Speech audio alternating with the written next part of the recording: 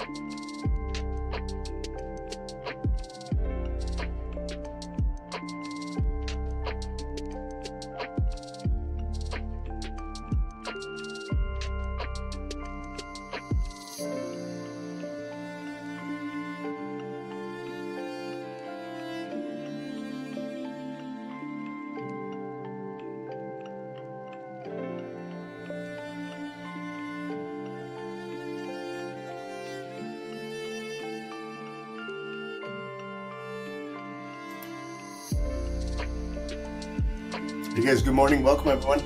Thanks for joining. We're going to get started in 2 minutes. And we're going to do a thorough analysis in the markets this week. And we're switching to New York and post-New York sessions with Dave this week.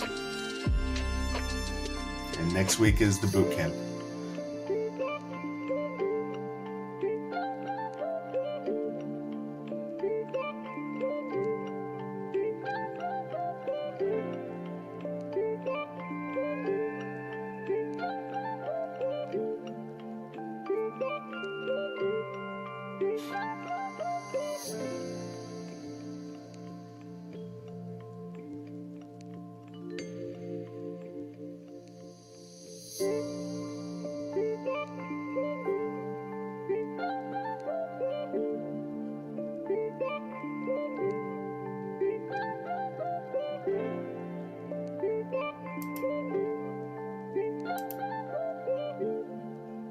Recording in progress.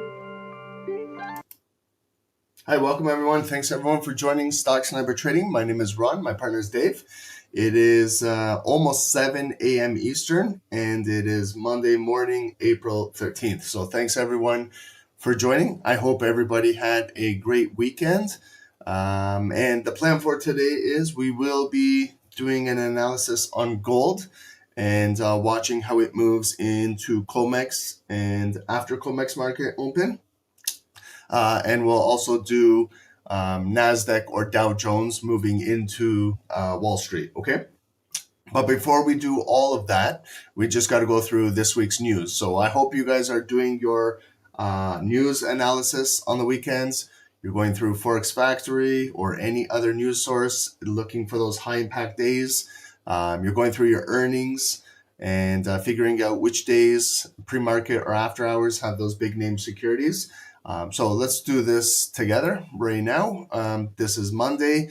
There was some news over the weekend regarding Iran and the Strait of Hormuz. So Trump is weighing in limited strikes against Iran after peace talks collapse. So you guys saw how volatile Sunday night opened with a lot of securities that gapped down, except for oil, and everything was moving considerably very volatile. So that's why we always remind you guys on Fridays, if you are going to hold positions over the weekend, make sure you have some sort of news why you are doing that, because if you were long on a lot of securities, you probably suffered a lot of drawdown, possibly got your stop loss hit, but anything can happen over the news, okay?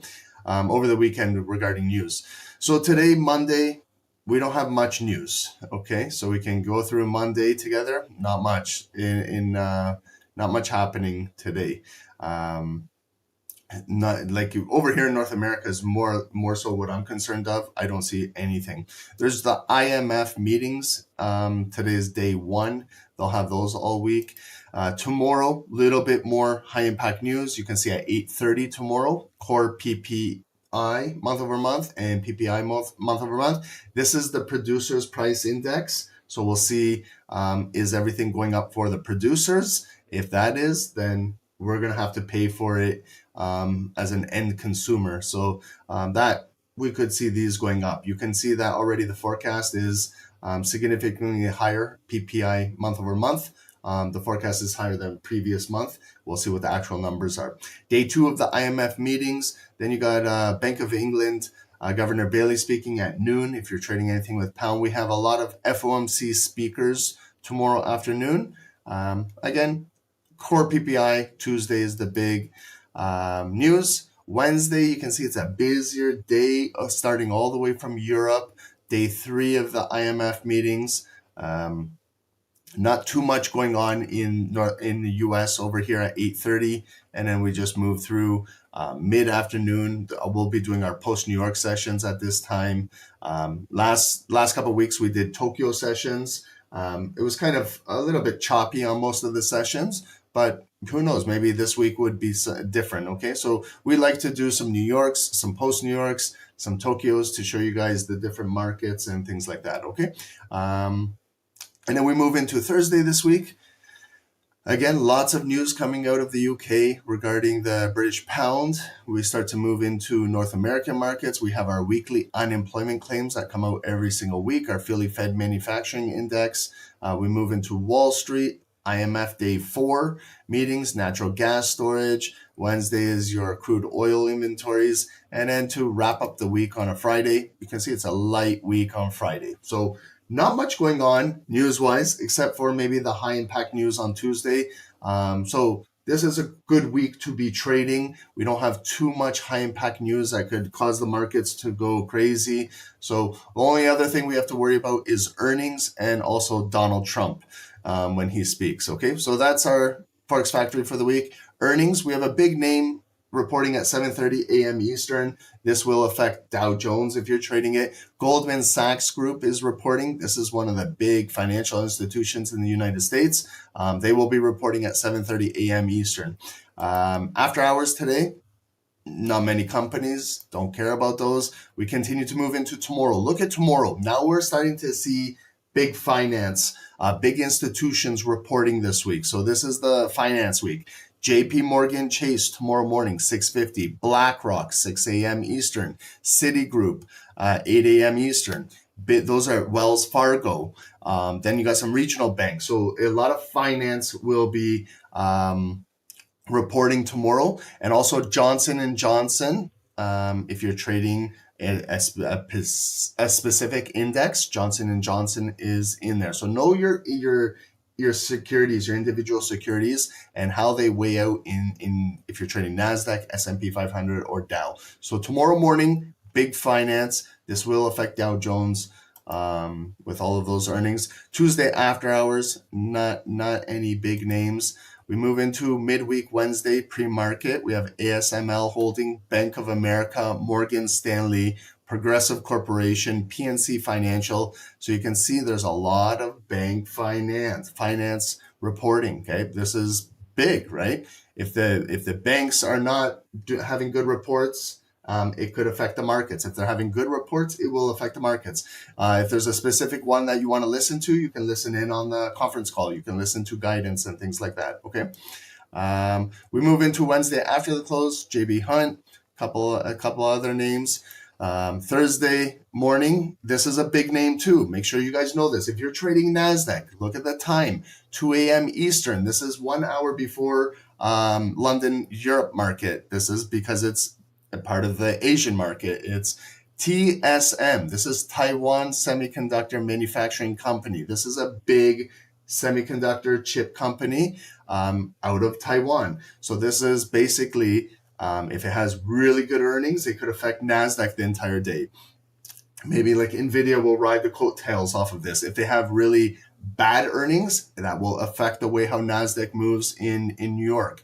And it could carry the whole tech sector down or up, okay? So that's noticeable. And look at that time.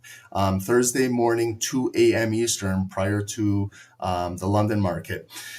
Thursday morning, we also have other notable names. Charles Schwab, Bank of New York Mellon, Pepsi, company. So you can see last week we had barely any earnings, and this week it really picks up. So this causes volatility, all of these names.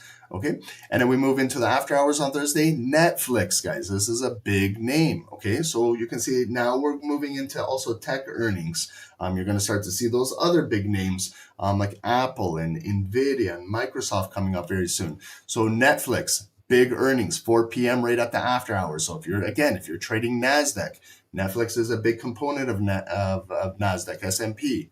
Careful at that time. Okay, this is if you're trading this company through call options or put options. How has Netflix been doing the last 3 months? You know, like, are you following the subscribers? Are you following their content?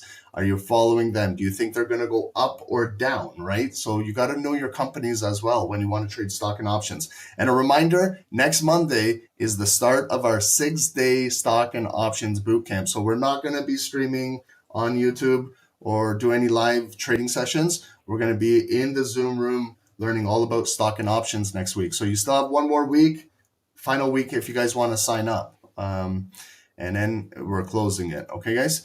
And moving into Friday morning, Fifth Third Bank, Regions Financial Corporation, State Street Corporation, and some other regional banks. So the theme for this week earnings is all U.S. bank finance and Netflix. Okay, and that's it for this week for earnings.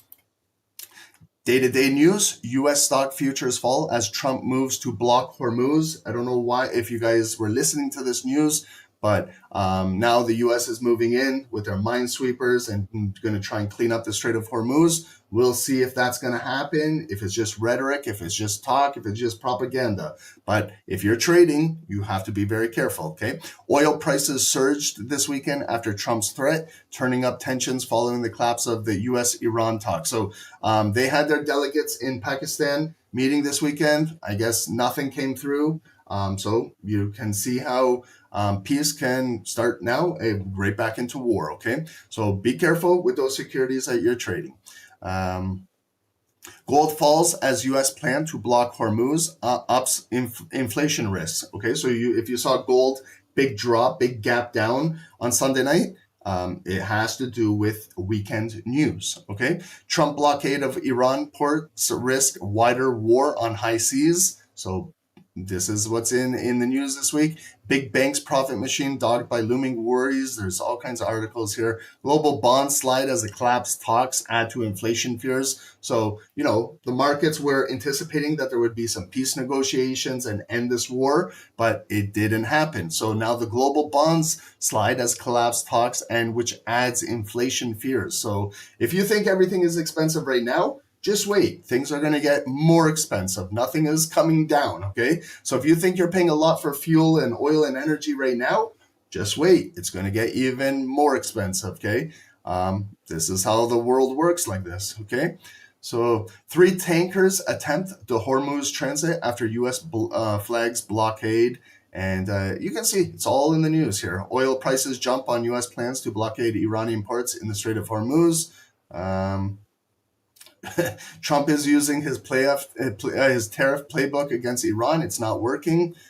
He should have learned from his mistakes. Hopefully, Donald Trump journals and learns from his mistakes that he's doing over and over and over, because it's destroying you and I. For him, he's probably making a shit ton of money.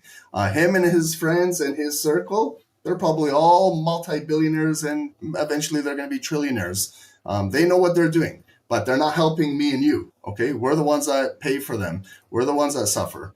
So they just continue doing their stuff. But you and I pay for this.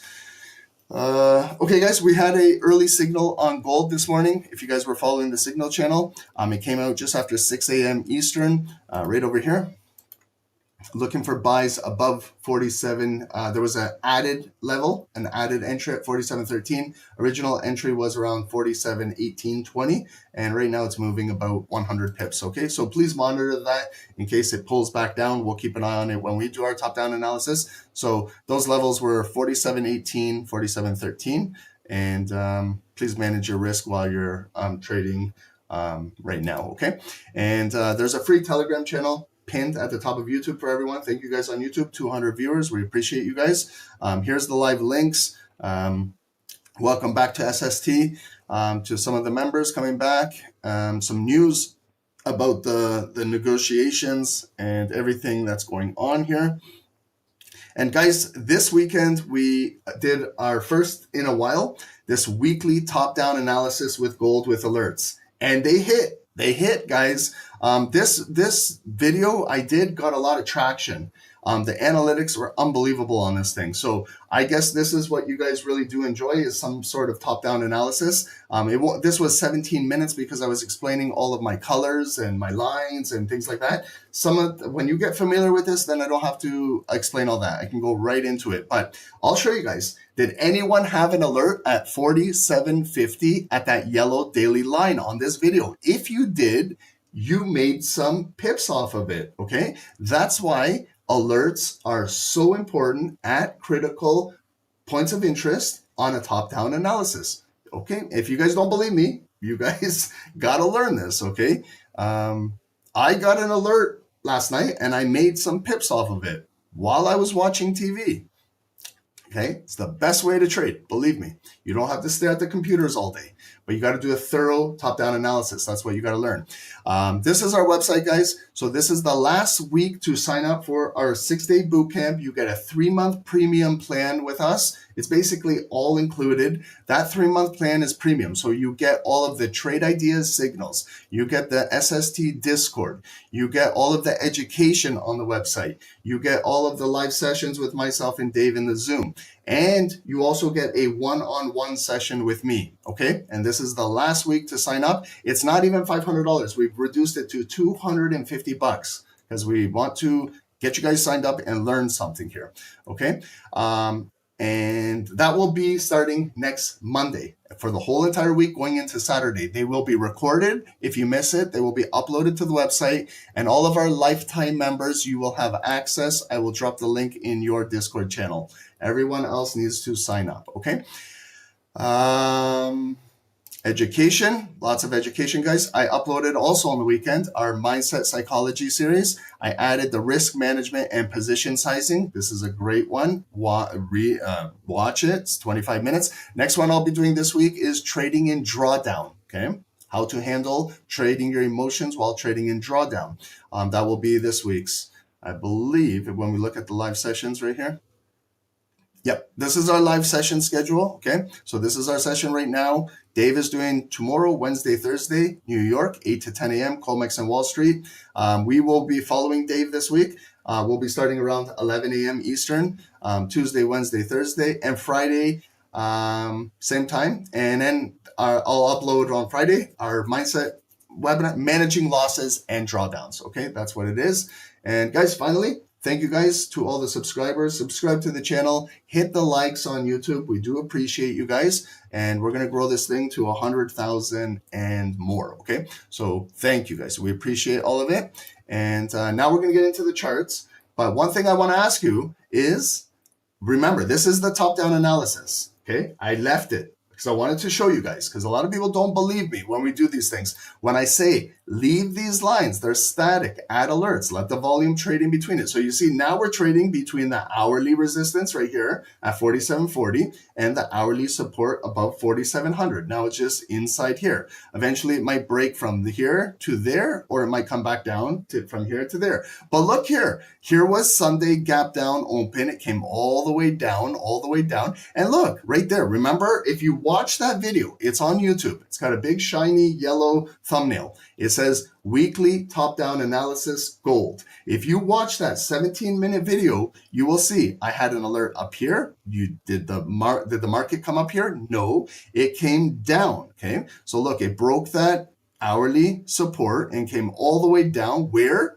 Exactly right there. Okay, so look, I got an alert right at 46.50 from that session. And look at, guys, also your hourly wicks too. They are equal lows. Look, remember when I say there's clues in the market? When it came down, it broke, it came back up, and it closed above. I still got the alert. I don't trade hourly candles. I trade 5-minute candles. I'll show you how it looks on the 5 minutes. But look, the next hour, right here, opened, came down bearish again, equal lows. Tweezer bottom lows. That's your price action clue that it's not going down any further right now. And then they came right back up and they closed it as a bullish candle. It's not engulfing, but you can see it started the move of the first retracement leg coming back up. Now we're consolidating. If I show you how it looks on the 5 minutes, this is what happened. Okay, there was the market open first 5 minutes. And it came back up, rejected, came back up, rejected, came back up, rejected. You can see that there's 3 rejections on the 5 minutes right here at 46.85. The market came down. Now I got my 5-minute alert at my yellow line, right? And I'm watching now. I don't just buy or sell blindly. I watch how it came up, still just consolidating right there. Let me get rid of this eclipse so you can see it.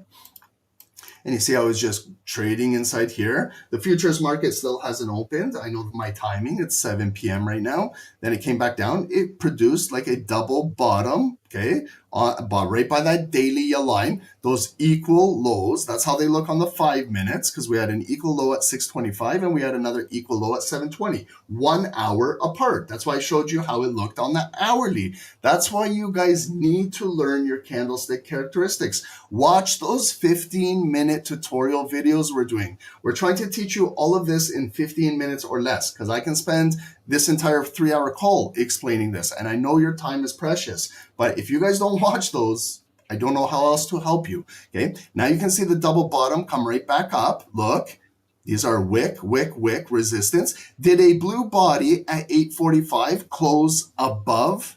Yes. Did it retest? Is it short wick? That could have been a potential buy entry for you. You got volume come off the bottom at that daily position, close above, retest. That could have been your buy there. Okay.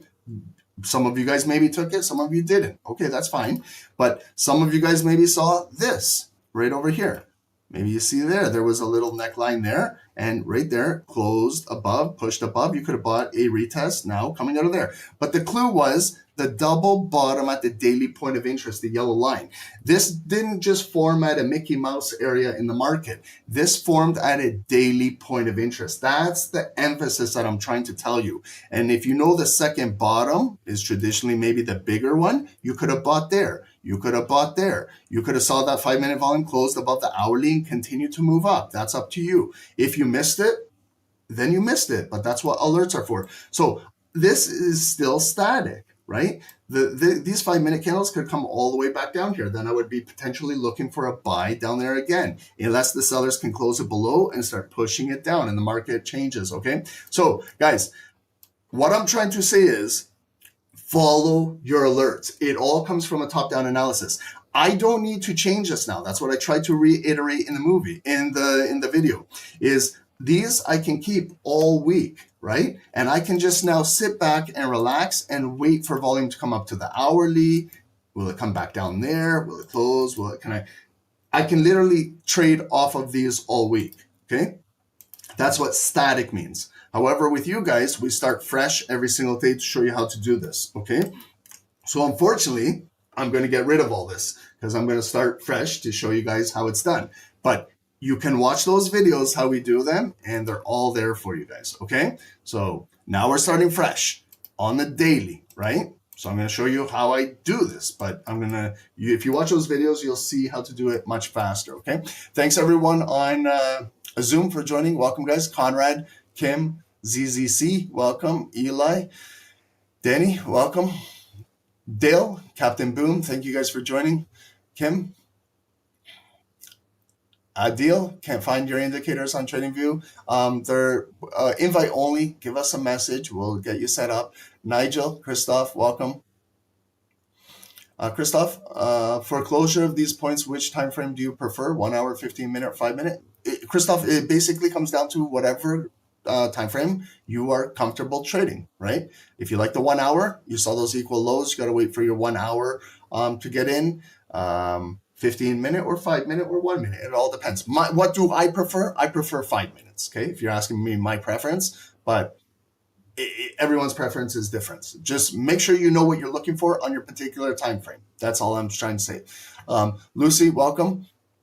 Zilvinus, Thank you guys. And everyone on YouTube, thank you guys for joining. We appreciate you guys. Thank you for all the comments on those new tutorials. We're doing that series for you guys. I see that a lot of you guys are learning from them, so continue. Don Game, welcome. You smashed it with a 0.01. Good for you, man. Thanks immensely. No problem. We got you. But thank you for learning. We appreciate that. LMS, welcome. Jalthan, thank you. Long time no see. Welcome. Alex, welcome. Jude, heads up. Shout out, guys. Oh, we've got a spammer already. Last week it was Abdul. He learned how to trade. Today it's Darvish. Darvish, when to enter. When to enter what, Darvish? We haven't even done anything. What would you like to enter? See, Darvish, if you watched our top-down video, you would have known to enter at that yellow line at 47.50. That's what I mean. You got to take the time to watch our videos. You can't come on live now and just start spamming when to enter, because you're going to get now singled out, and you're going to be our example of today's call. Relax, chill out, smoke a joint, Darvish, and you're going to learn something, okay? Because I don't have any entries for you right now. Unless anyone in the YouTube wants to give him an entry, you guys can go ahead and help him. I got work to do here, Devrish. I haven't even done a top-down analysis. What would you like me to do for you, right? Do you want me to just, the chat can tell you. Chat, tell him buy, sell, hedge, over leverage. Tell him to do whatever he wants to do, and he'll probably follow you guys, okay? He'll just follow some random stranger on YouTube telling him to do something, and he'll probably do it because he's too lazy to learn how to trade, right? We're not lazy here. We work. We're going to work right now. You want to watch me go to work? Watch and learn. Okay, on the daily, Ron's going to work now. I'm putting in my time now. My work shift starts right now at 7:20, and it will be done by 10 a.m. hopefully today in some profit. Here we go. Gold all-time high. Darvish, pay attention, brother. This is for you. Up here, Donald Trump's face is at 5,600, orange. Red zone. You guys see how I'm explaining all of this? It was in that nice, neat video that I did on the weekend for you guys. Now I'm just repeating myself for Darvish over here to learn something.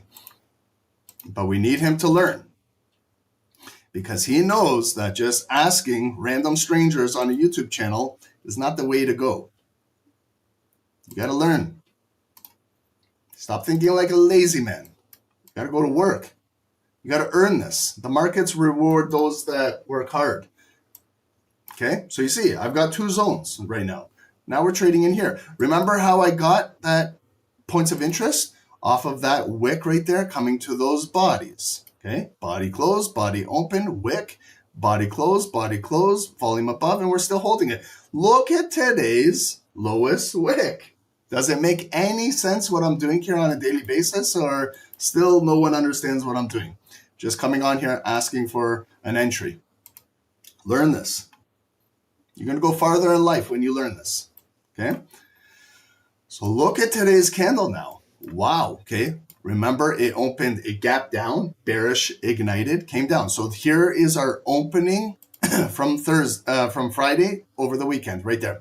That's basically our highest point of the day. Look at the number. 47.50 on the dot. That's my purple line. That's the highest point of the day. This one does not have a wick right now, okay? So you know when all candles have an OHLC, open, high, low, and a close? This one has an open, a low. It's not closed yet, but doesn't have a high wick yet. It could flip and produce a high wick, or it could just hold this ignited head and continue pushing down. Now, you see when it came all the way down, why did Ron have an alert at 46.50? Why? Because of this right here. The body right there. You can see it was like right over there. Okay, 46.50. It's that psychological area, right? And was it a surprise that those buyers were waiting in there to get that? And look at the reversing it back up. All of those pending buyers earlier today are in the money right now. Why? Because I guarantee that they're patient and they're disciplined traders, and they analyze their charts and know where to sit in the market. Not just come on YouTube like Devrish and just ask someone for entries. These are smart traders, okay? They're not just jumping from YouTube to YouTube channel and just asking for buy and sell signals. they're actually smart traders that know what they're doing. So hopefully, Devrish, this can be you one day if you sit back and you learn here, okay? So you see how it's holding now. So what I can do is I can just bring it down to show it's the lowest point of the day right now, but I want to keep it at my 46.50 because it will make more sense on the 5 minutes. So do I see a wick on the bottom today? I can even place a line there. It's going to be a lot of lines, okay? You're going to see even today's low is right there, purple line. I see we got down to 46.43, okay? And see how it pushes up. Look at this, okay? Push up, push up, push up, push up, push up, push up. And we haven't closed yet. We're at 47.20 right now, but we're not closed, okay? So I can't put a closing price until this daily bar closes in 9.5 hours. But the question is today, are we going to come all the way back to 47.50 to the opening price and flip this bar and turn it blue? If we do, we've got a wick and a wick behind to fill. So they're kind of equal wicks. So I'm just going to place a point of interest right at those wicks and place it, make it yellow to show that there's a wick there, a wick there, a wick there, and a wick there. Then I look at the number, it's around 47.80, okay? So it's nice psychological level as well. Okay, so now what we got to watch for is, can we flip today, or is it still going to hold this bearish head and we're going to push back down, okay? If we push back down, we've got a body close, a body open, and a wick right here. So I'm just going to place one more daily point of interest right here. At that body, there's a wick there, a body there. Because if it comes down black, black, black, maybe we'll find some support at just above 4,700, okay? Maybe 47 will hold to push it back up. If we lose that, then it could potentially come all the way right back down, the wick, okay? So right now, we are in also a consolidated zone on the daily. We had this big push down, okay, that's the bottom there. Then we're coming back up. But this is kind of like we're stuck in here, going up, coming back down, going up, came back down, maybe go back up. So we're still inside this consolidated zone where it could just bounce around here for a few more days, and then we'll see if it will break out bullish, or it could come right back down and push down and see for a double bottom or a bearish break, okay? So on that daily, now what I do is I'm going to go into the hourly, okay? So remember, I had some hourly points of interest on that video as well. So you can see on the hourly, we came up to here, pushed down, found some good support there at 4,700. It came back up right there to that 4,800. There's the resistance, lower high. The hourly candles pushed right back down, came back up, big rejection, back down. Now, this is where we were kind of closing on Friday and then how it opened on Sunday night. So with all of the news over the weekend regarding the Strait of Hormuz and the peace negotiations did not go through, gold had a massive push down, all the way down. So you see how it just bypassed that hourly kind of support there and came all the way down. There's where I got the alert at 46.50, and then it came down. There's those equal lows, came back up and closed right there, back down and pushed back up. Now our hourly candles were building at, there's the futures market. Here is 9 p.m. Then we kind of just traded sideways here, 10, 11, there's midnight, 1 a.m., 2 a.m. This is now the European market, London opening up at 3 a.m., come back down, 4 a.m. back down, 5 a.m. back down. Now we're just inside here. So what we can do with this hourly volume is we can see an hourly point of interest right now is created here. I'm just drawing a white line with the hourly candles that have already been produced so far.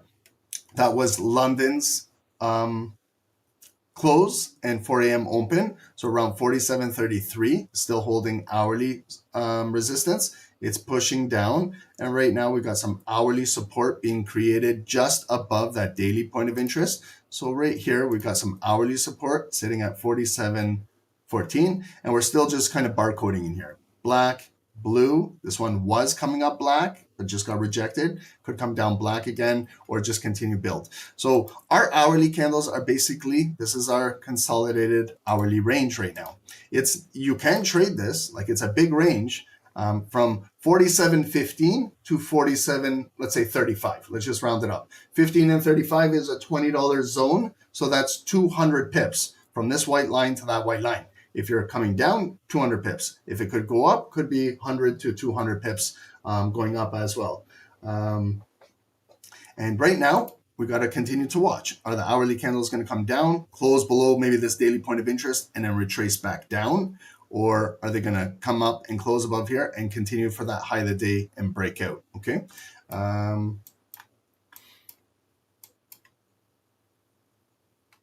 then what I like to look for is, see this, between, if it comes down bearish, between this yellow line and this yellow line, there's this big gap on the chart. There's those three big bullish candles. But what I like to look at too is to the left of the charts, when we were previously trading in between these yellow lines, maybe can I see some structure built, which I can see right here in the past. When there's a wick, there was an impulse, came and closed right at that white line, then it opened back down. See, when it came right back to that white line, they kept it down. Here it closed above the white line. It used it as support to come back up to the yellow line. Then we got really choppy in between here on Monday morning, was crazy. We could see that again this morning, and then it pushed back down. So you see how a lot of the bodies, hourly bodies, are rejecting or using this as a support or resistance. And now when I look at it, see how it cuts this big blue bar in half, and the same line going across into today is representing like this blue bar right here. So if it comes down bearish, I'm looking for some hourly support to be at 46.80 at this white line and maybe come back up. Because if it can't hold this, then it will maybe come back down to retest the hourly move that created this big uptrend that we're seeing, or it could come all the way down and test the lowest point of the day and maybe break for a new low. Okay, so that's where I'd like to see some protection from the hourly buyers at this location. So on this hourly, I right click it, I add my alert in there. Maybe the 5-minute volume will come down there at some point today and I'll get an alert. Okay, right now we're just trading inside in between these hourly lines, and it could just be a bull flag that wants to continue to break out. But remember, we're coming down with a lower high, lower high, lower high, lower high, and a lower high. So they could continue to push this down. But right now, I don't like trading this sideways stuff. I like more of a trending market. So we got to be patient. Okay, this is how it looks on the 5 minutes. There's that big, massive drop at the market open, 6 p.m. There was the alert I was telling you guys. If you guys watched our video on the top-down analysis on gold, you probably would have learned why there was an alert there. And we've came out of there, and this is where we're trading right now. Okay, so this is how it looks on the 5 minutes. We're going to continue to wait it out and see what's happening. Right now, we just got a little bit of 5-minute resistance right here at 4725, a nice psychological number. Okay, guys.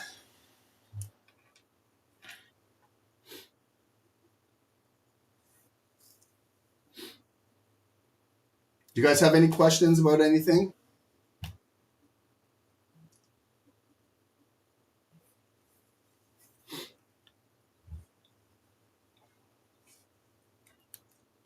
Oh, I can add indicators. Yes, absolutely. Okay, so 9 EMA, we're right at the 9 EMA is this green line. 200 EMA is, look, right here, the purple line. It's our resistance on the 5 minutes. Again, I don't like when the EMAs are trading together, because then it could be consolidation. So then we got to continue to wait for something. And the only other indicator that I do use on my charts is the SST daily bar indicator. We can set it on any time frame other than 5 minutes. We can put it on a 15-minute, a 30-minute, a 1 hour, a 4 hour, or a daily. We've been using the 15-minute lately, but we can switch it to whatever time frame we want, and it gives us a different perspective other than just the 5 minutes. So we can see higher time frame, how it's building. And if we want to get like a little scanner going, see what's going on around the markets, some securities. If you're trading GJ, okay, GBP, JPY, on the 5 minutes, it is very overbought. It's at 80 RSI. The 15-minute on GJ is at 74 RSI, overbought. The 30-minute on GJ is 71, overbought. The hourly is at 70.6, overbought. The 4-hour is at 77, overbought. The daily is overbought. So if you're looking for a potential sell on GJ, do a top-down analysis and look for that volume to break the critical higher time frame points of interest, because it is extremely overbought on almost every single time frame. Okay, I'm not saying to sell. I'm saying to maybe get ready for a potential sell setup with news coming in the market. Maybe if you see a break of structure, if you see that volume cooperating, double tops, and all of this, or some clue candles. So this is the scanner, and you can see GBP USD is getting a little bit overbought as well. Us on gold, the 5 minutes right at the midpoint, 50 RSI, 15 minutes at 48.30. So we're just hovering right at the every time frame is right at the. It's kind of consolidating. RSI is a strength indicator, and it oscillates between 0 and 100. So 50 is that psychological midpoint. If it gets anywhere above 70, it's considered to be overbought. Anything below 30 is considered to be oversold. Okay, so if you're looking for an oversold security, US 30 might be a little oversold. Okay, on the lower time frames. That's our scanner, guys.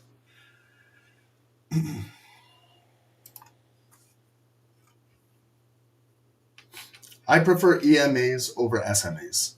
EMAs are exponential. They move a little faster. SMA is more simple, smooth.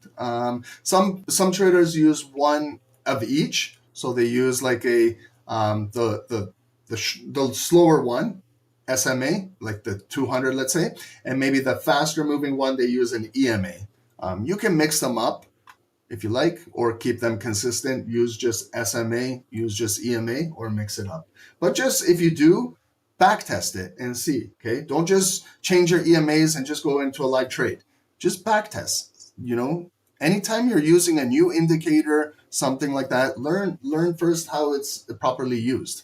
If you got to open up a demo account, practice, or if you just got to back test it, make sure you do those things. Don't just jump into a live market, add some indicator that you have no idea that you're using, and just put it on and start trading. Okay, be smart about this.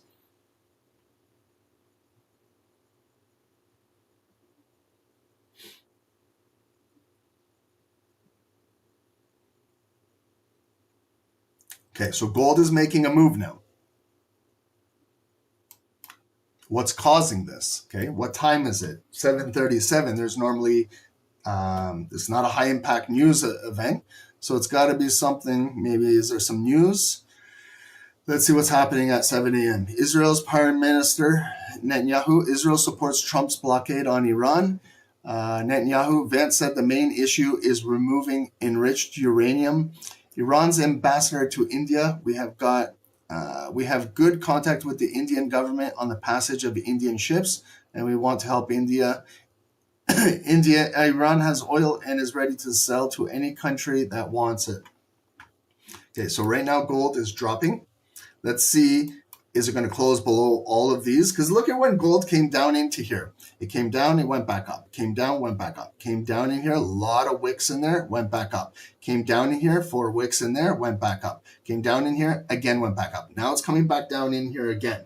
But this is some big now selling pressure. So I'm going to wait for this candle to close and see where it closes. If it closes below a lot of these bodies, that could be a structural candle. Maybe we'll find the point of control of this candle and we can cut it in half, find our control.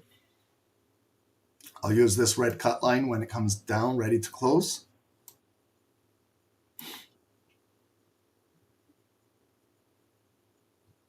We're live every day. Just check our website, stocksnipertrading.com, and you can see all the live sessions I do and all the live sessions with Dave.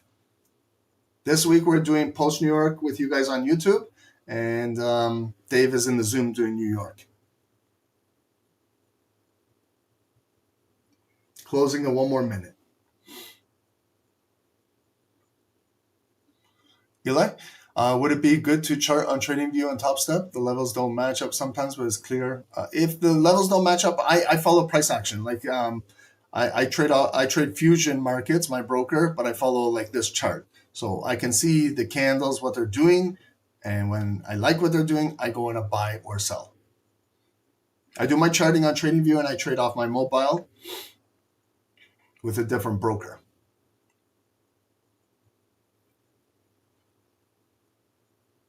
But if you can trade directly right off of TradingView, go for it. Might be even more convenient for some of you guys.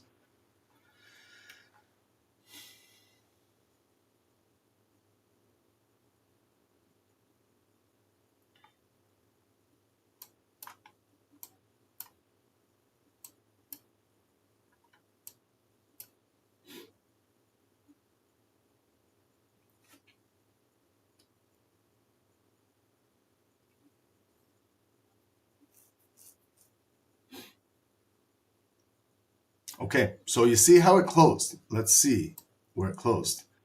See, it did not close below those bodies, okay? Like just technically speaking. See all of those bodies? Like right there, bodies, bodies, bodies, okay? It broke them, but didn't close below it, okay? So that is a strong bearish candle, but it's not technically a structural bar that closed and engulfed all of that volume, okay? So if it does retrace into, you got to know where it's about 50%, okay? So 50% is like right there, 4715, and it's at that hourly too. So if you want to draw like a little red zone from right there, you can, okay? Just to consider that it's still below and could be bearish. For us to get like buyers, again, we have to do something at this daily point of interest, like how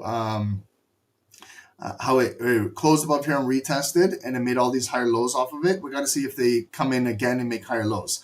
I would like to see if gold could get back above that, and then we could look for buys. But right now it's dropping deep down into here, so it's filling all of these wicks behind, and it could literally close below this yellow line and come back up and use this, and it could drop even further down, okay?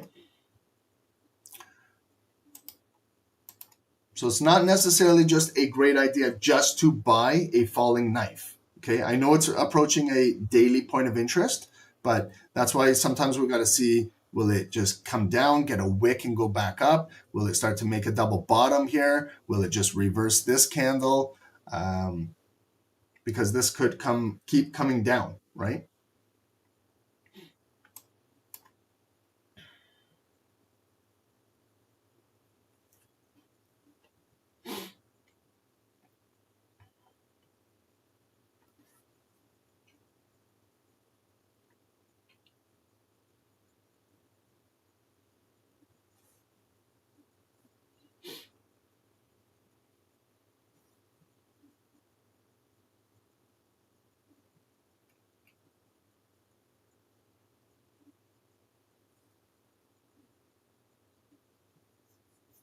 Okay, so there was a rejection from this location, but let's see how the bar is going to close in the next 2.5 minutes.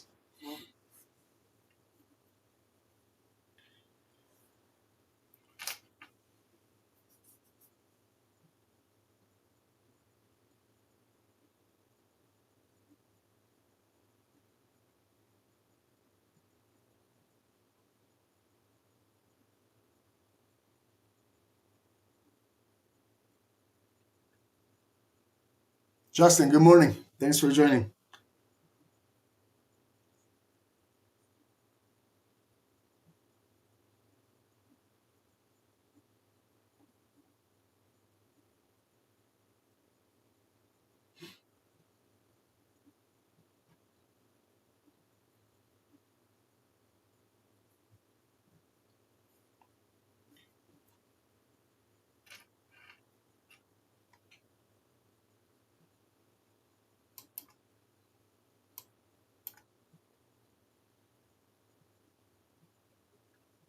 And if you guys want to use like a Fibonacci from the open, from there and plot it down to those double bottoms, you could catch this retracement. Like for example, starting up there where the big drop was to start the day, all the way down to there.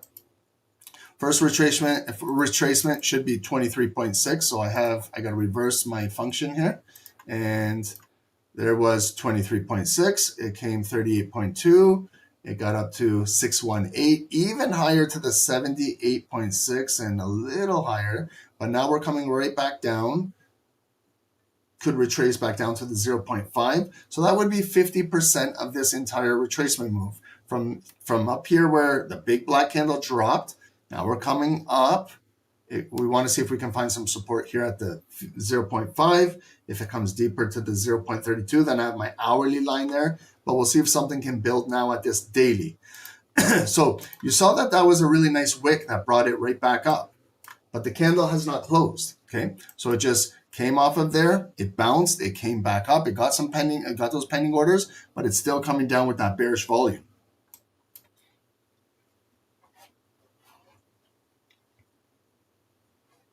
So we'll see now is it going to build around this yellow line? Okay, what I like to do is maybe just a green box just a little bit above and a little bit below, just to see if we start to build how we did right over here.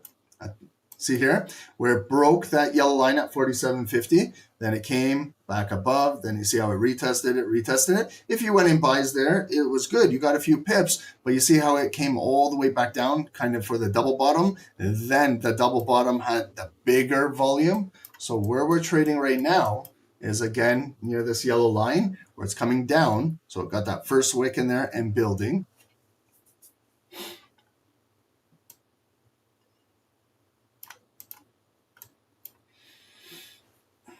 Check your spreads too, guys, before you take any trades. Still bearish. See how it comes up, lower high, and then they push it down, breaking the low, so it's still bearish.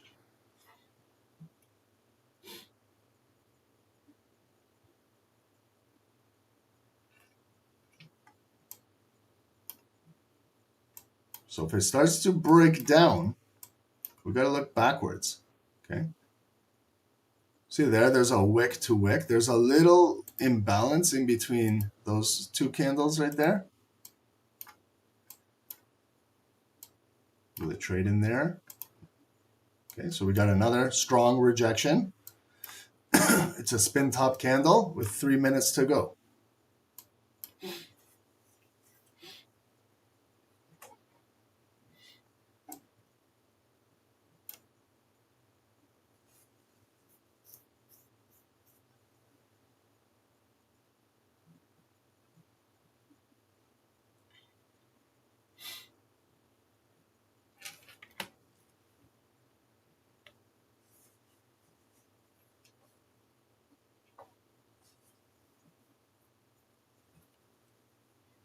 Is anyone in a trade right now? I'm on the sidelines. Does the yellow line represent? It represents a daily point of interest. Okay, we have a lot of videos available to teach all of this. Okay, watch the top-down analysis and you'll see the legend on there explaining all of this. Okay, that's why I'm doing these tutorials, to teach this so you can learn this, so we can focus on other things on these live trading sessions, other than just repeating ourselves over and over and over. Take some time, guys, to watch those videos. That's why we do them.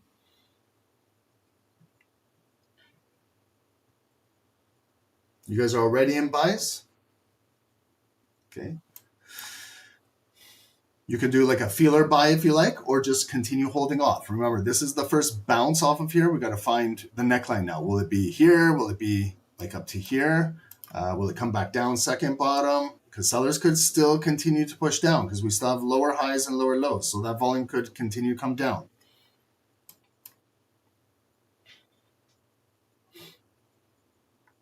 And we're about 11 minutes away from a new hourly candle coming in at 8 p.m. Okay, so I would 8 a.m. not 8 p.m. But we've got to watch to this hourly close because it is very bearish and it's got 11 more minutes. So if this hourly volume in the next 10, 11 minutes comes back down, closes near the daily position, 8 a.m. and COMEX could continue to push it down further. Okay, so we got to see now, is it developing a nice wick? Will it close back near the hourly resistance? And maybe we barcode black, blue, black, and next hour COMEX could be a blue candle coming back up. So we have to be careful because we still have a lot of hourly selling pressure pushing down, okay?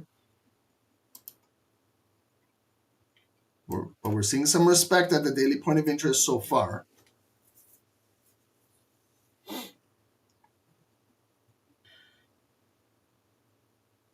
We've got 30 seconds to go on this candle.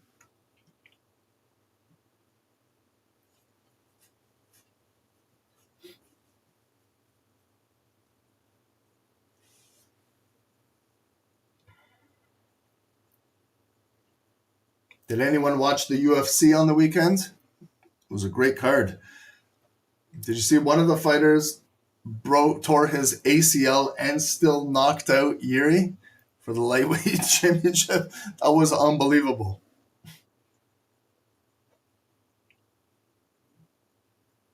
Imagine tearing your ACL, still standing up, and catching the guy and knocking him out and winning the title.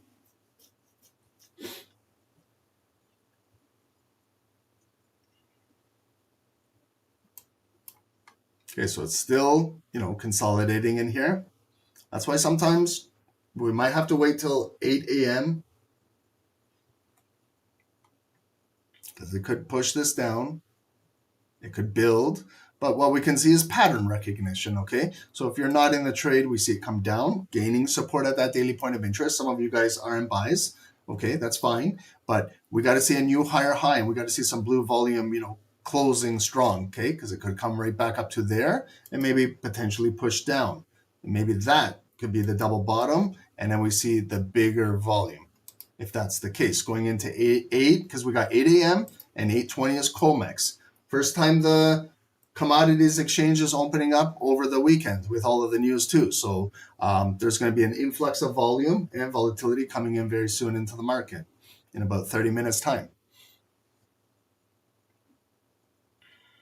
When we see like the average range of these candles now, like that black one, if I measure it, it's about an 80, 90 pip candle. So you can start to see we're getting some volume in these candles. Like that blue spin top is, again, 80 pips, okay? So it's different than trading when we were in Tokyo. Remember with Tokyo, I could get away with like a 30 pip stop loss because our candles were about 30, 40, 50 pips. Now we're getting 100 pip 5-minute candles. So you really have to consider your risk, adjusting it for this type of market. We're not trading Tokyo anymore. So this is different, right?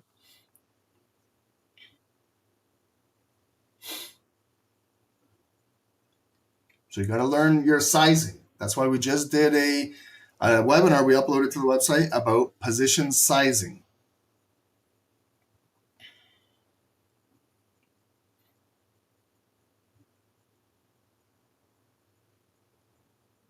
Guys, hit the likes on YouTube. Subscribe to the channel. We have almost 500 viewers on today's call. Thank you guys so much. I hope you guys appreciate those free tutorial videos we're doing. I like that series. We're going to continue to do that.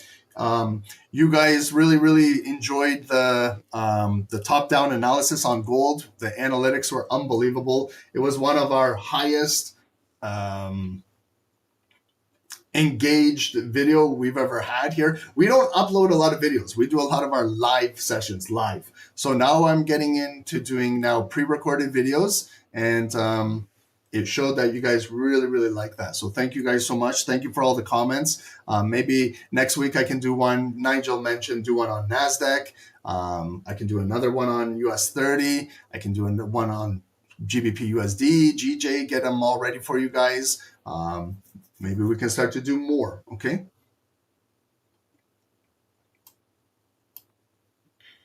Okay, so we're pushing up now. Good push. We're respecting our yellow point of interest. Okay, so we got still strong buyers there holding.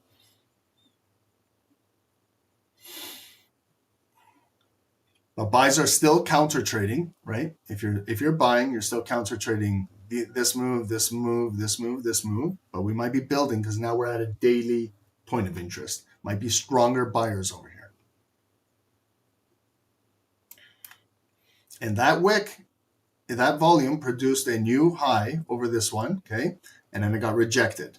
So at least we're starting to see some type of build here. But when it comes back up to that resistance, those sellers are still there pushing it down, okay? So we're kind of consolidating down in here. That's why I'm still patiently waiting to get into maybe 8 a.m. or to see how this thing is moving, okay?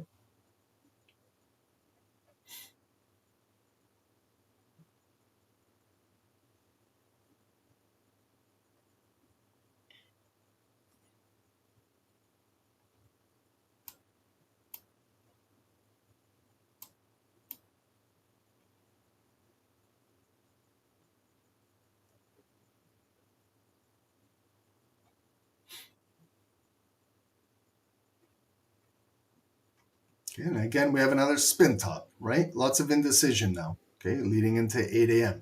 There's buyers there buying, and then there's sellers bringing it right back down. And we're still kind of in this consolidated field right here.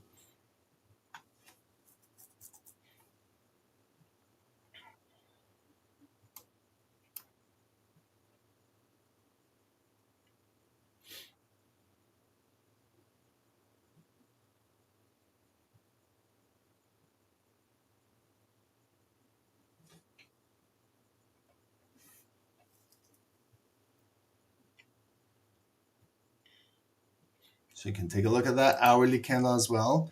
So there's the wick on the hour coming right back up. So I'd like to see where this will close to, the hourly candle, because it is still got a lot of bearish volume behind it, right?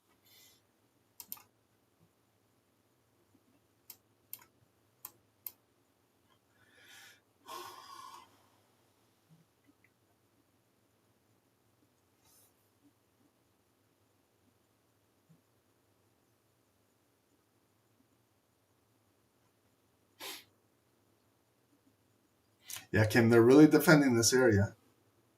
Yeah, it's tight consolidation, like right in here.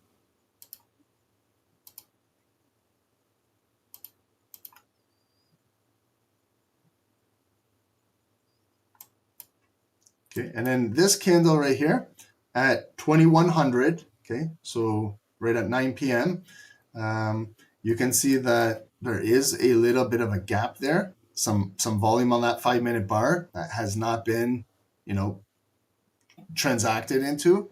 So if the sellers do continue to fill those wicks and break that daily, it could come in there and spike back up there, okay? So that's what we can watch for when 8 a.m. or COMEX market opens, unless the buyers can continue to hold it above this kind of yellow line area here and continue to build it. But sellers are aggressive today.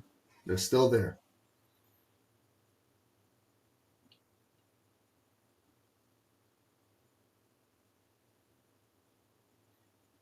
Guys, you guys are going to have to control the chat, okay? I can't control. I try to tell spammers to relax, but sometimes I don't even I look at the chat anymore because it's just got spammers. I know a lot of you guys have good questions. I try to filter out the good questions, but some of you guys just have silly questions or just, are we buying, are we selling, are we buying or selling?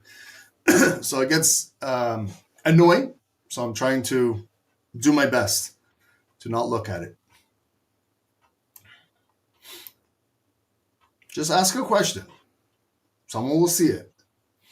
You don't need to ask 10 times or put it in capital letters.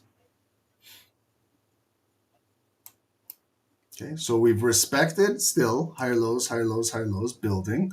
We had those nice pushes of those blue candles, but it didn't close with any volume like above this cut line of this candle so far. Okay, maybe it's building to go into 8 a.m.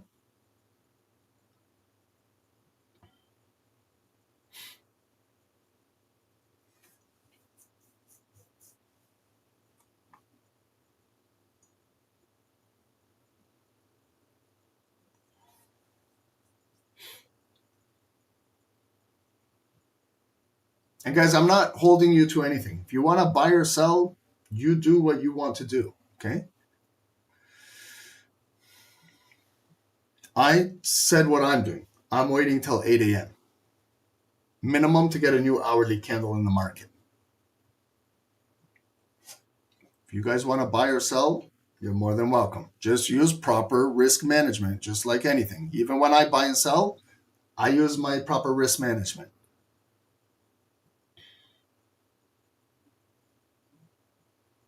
Okay, so again, it came up there blue, again with another lower high, and they rejected it back down.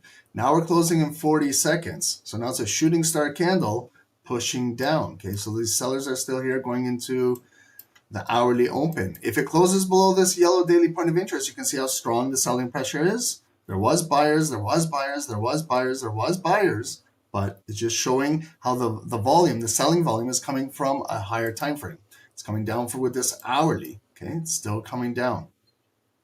So that's why I'm saying if it needs to come down further in that green box, that 5-minute box, there's also a 200 EMA as well on the hourly. So that gives me a little confluence down there if it sells down into this green box right in there. Right below 4,700, 46.98. Okay, so now we're in that new hour. Okay, so it didn't close below there. It came down and went right back up and closed here. So again, we're opening bearish. So are we going to get a quick wick to turn it back up blue, or are those sellers going to come through here again? We're still technically inside here, still consolidating, but it is now 8 a.m. 20 minutes from now, we're going to have COMEX market as well.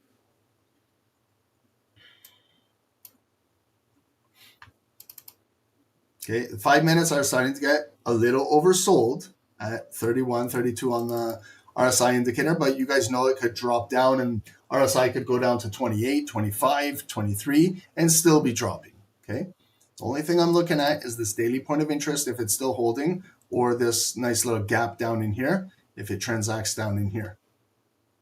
Still bearish candle pushing down. So if it fills this wick, the sellers are still doing their job, and then they could advance it for a new lower low. So that's why I was saying, if you're buying in here, you got to be careful. It's the first bounce. That's why I was looking for a second bounce, just like I explained earlier. Like right there, if you bought that first bounce, it had the resistance. Then you see where it came down, the second bottom, the second bounce, it was the bigger leg with the bigger volume.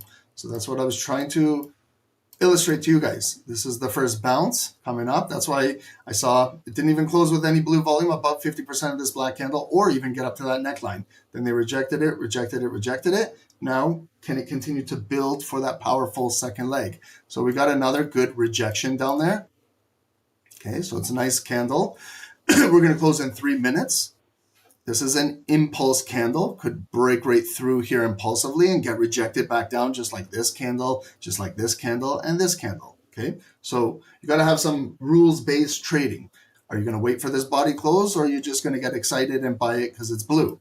Because I could have done it for this one, I could have done it for that one, I could have done it for that one, and then been in drawdown as well, okay? But this one, the only difference with this one is it's representing the new hourly candle opening up at 8 a.m., okay, so it's different context with this candle. This was 755, this was 750, this was 745. This is now representing a new hourly candle, okay? So it's representing this hour where it came down. We've got some kind of equal lows on the hourly, right at 47.03 holding, and now it's coming right back up, okay? It's got a lot to go up because it's trading against that bearish candle right there. So I take it candle by candle just to see if this blue candle can continue to close above here and build. Okay, so buyers are still fighting, but there is still technically sellers present. And it got really choppy inside here.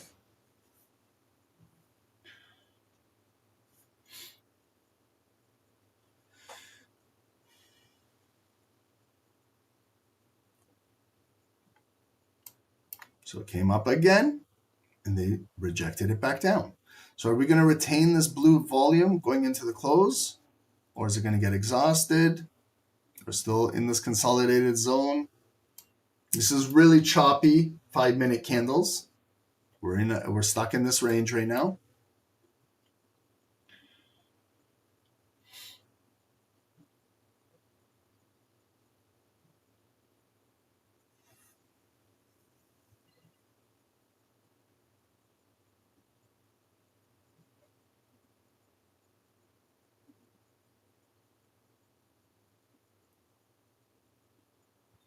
U.S. military to enforce blockade in the Oman Gulf and the Arabian Sea.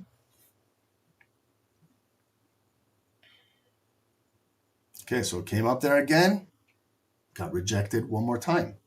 So lots of offers up there. Now they flipped the candle back into a bearish pin bar, which could continue to come down bearish. Okay, so it's a tough area to trade right now. Buyers and sellers. Sellers are trying to push it down, it comes back up. Sellers want to push it down, goes back up. Buyers want to buy it, goes back down. And the volume is just stuck inside here.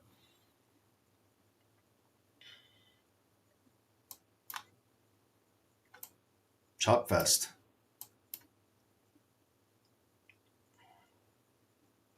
Such a difficult area.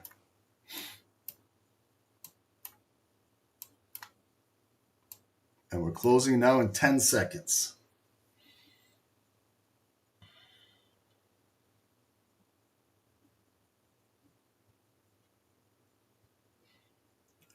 So close right back in the zone, open bullish ignited. So with an ignited candle, we've got to see if it can continue filling those wicks, creating a new high. Okay, that's good. Bullish ignited, pushing up. This might be the neckline inside here because it's the hourly resistance. We'll see if it can pull back down.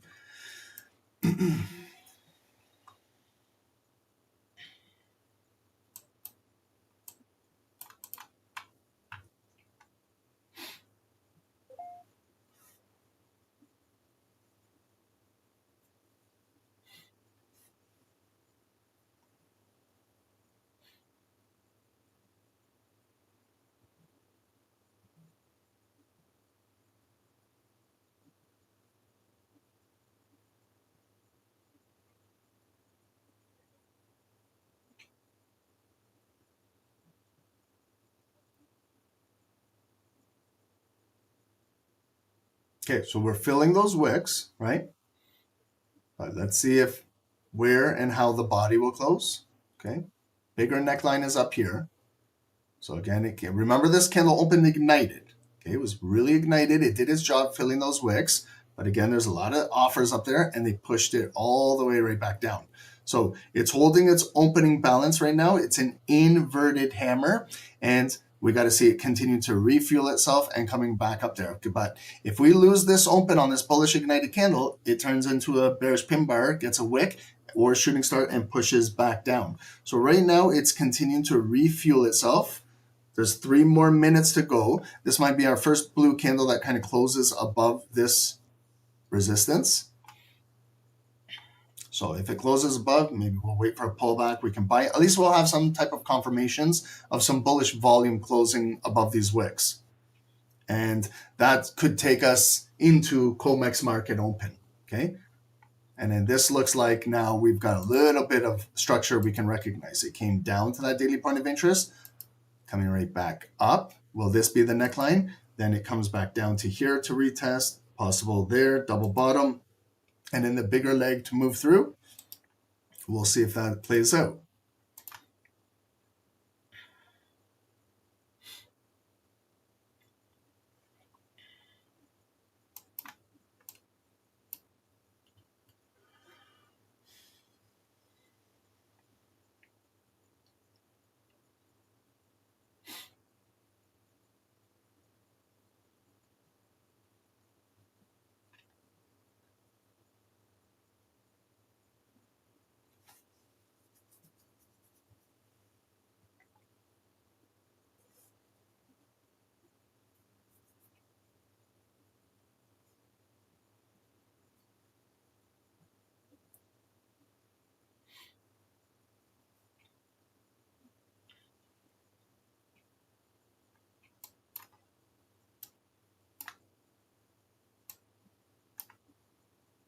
Okay, so it just transacted in that red zone. See the offers there? There's a wick rejecting. Let's see if it's going to be a long wick or the body will continue to fill itself, maybe potentially close above there. We might be able to invert that zone or our seller's going to defend that area and push it right back down. So it's a good candle, strong ignited candle right off the open, holding. Remember, 2 times it turned into that inverted hammer and continued to hold and refuel itself. So a strong bullish candle, good response from the buyers at this daily point of interest, but they're still trading against a trend coming down.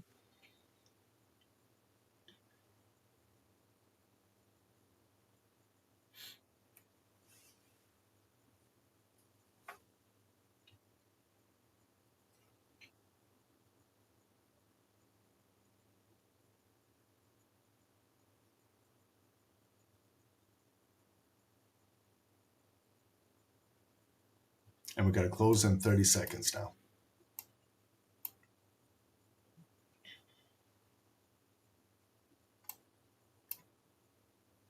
Do you guys like taking trades 5-10 minutes before COMEX market open?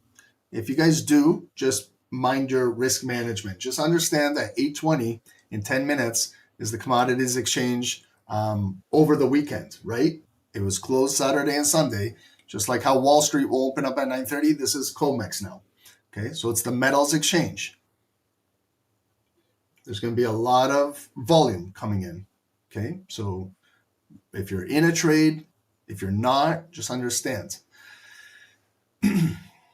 So that was a structural bar that closed above this range right over here. Okay, so if there is pullbacks, I'd like to see maybe a pullback into 50%, around 47.12. If it can get rejected, to come back into here, maybe pick up these pending orders and then drive further up. But it might not come in here right now. Why? Because it's a bullish ignited candle, continue to fill the wick and can continue to drive, right?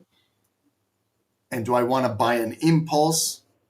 Maybe I preferably want to buy a pullback. So waiting for pullbacks, you're going to miss out on moves, okay? If you don't understand this concept, then I can tell you got a lot to learn about trading. That's why it's called pullback. You got to wait for it to pull back. Otherwise, just buy the top of this candle and hope and pray that it continues to go up.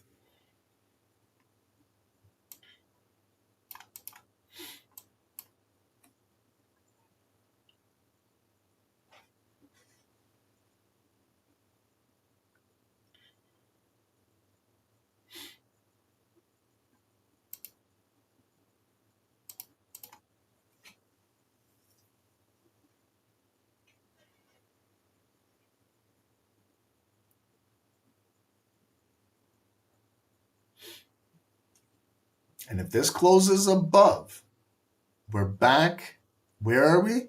Look on your hourly candle. See the hourly candle? Look at that big black volume. The hourly candle is coming all the way right back up. So we're right back above that hourly support. So when you look at the hourly candles, they're still barcoding. That was bearish at 5 a.m., bullish at 6 a.m., bearish at 7 a.m., and we're coming back up bullish going into COMEX. Okay, so yes, I know you can see there's some nice trades you can do on the 5 minutes, but if you look at the overall, the hourly is still very just range bound. Bearish, bullish, bearish, bullish. Okay. The 5-minute candles are coming right back up nicely. Everything formed nicely at that daily point of interest.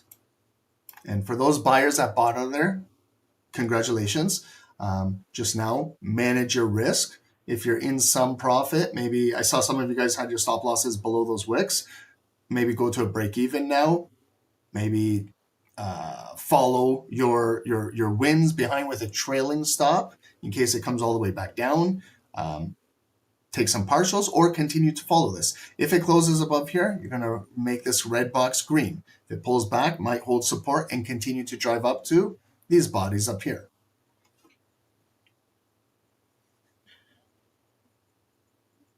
Maddie, you bought it? Good. I didn't do anything. You bought it. Congratulations. You did all the work. Good for you. I was just here analyzing. You hit the buy button. So that's on you. Good work. All I'm saying now is just reduce your risk, right? You got to know that we're in about 6-7 minutes. We're going into that COMEX. And sometimes it can reverse markets. It's happened to us many times on here where we're in a buy and all of a sudden COMEX and it's a big black candle that comes down, okay? But there's been other times where we're in a buy and COMEX opens and it continues pushing, okay?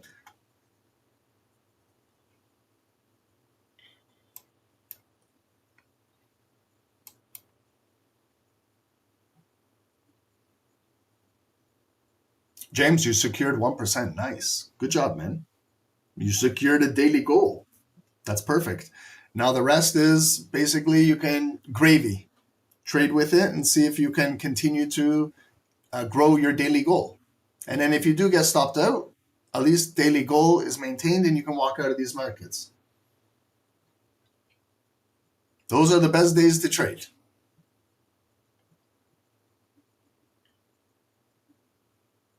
Awesome. Libo man, you secured 100 pips. Good for you guys. Good.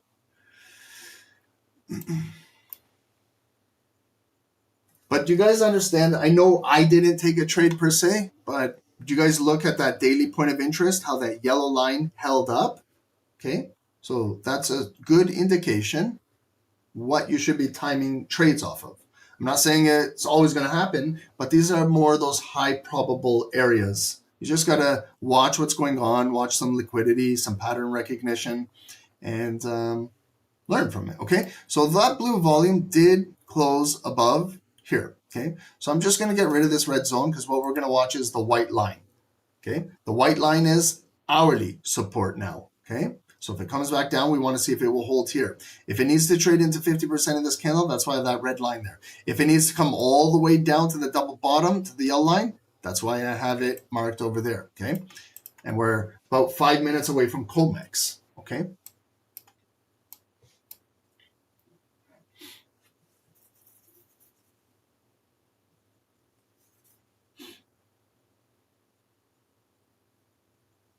I'm just looking at my spreads now, fixing my lot sizing because I was trading last night during that futures open when I got those alerts. Just got to fix my sizing.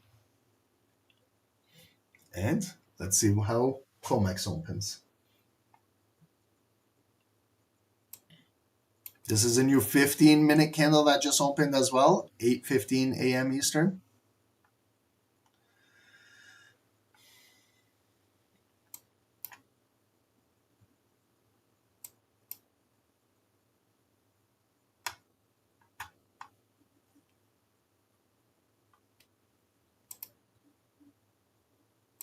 Okay, so this right here is the first bottom, what I can see. Okay, that's the first bottom. Like what I mean by it came down, all of those consolidated candles, you can consider it one bottom. And now it's coming back up off of that one bottom.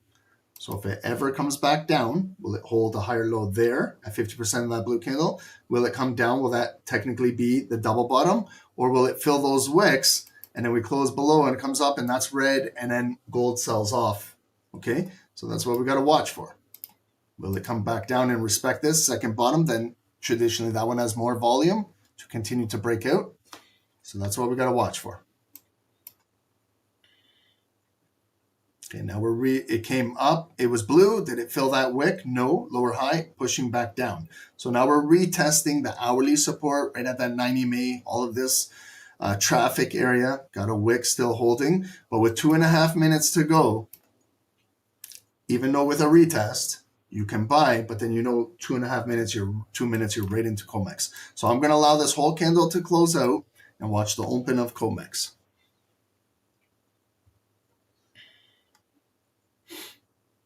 It's still holding a higher low. Now it's got to come back up, flip the candle back to the opening position blue, see if it will fill that wick. Then it could naturally drive up to this point of interest where these bodies closed at 4,725. The selling offers are still in the market holding this thing down.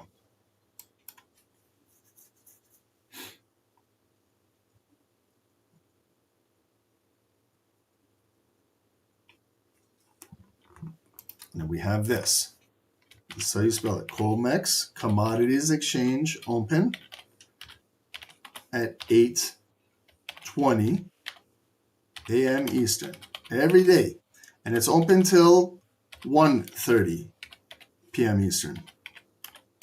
Just so you guys know. For those new traders, this is Monday to Friday.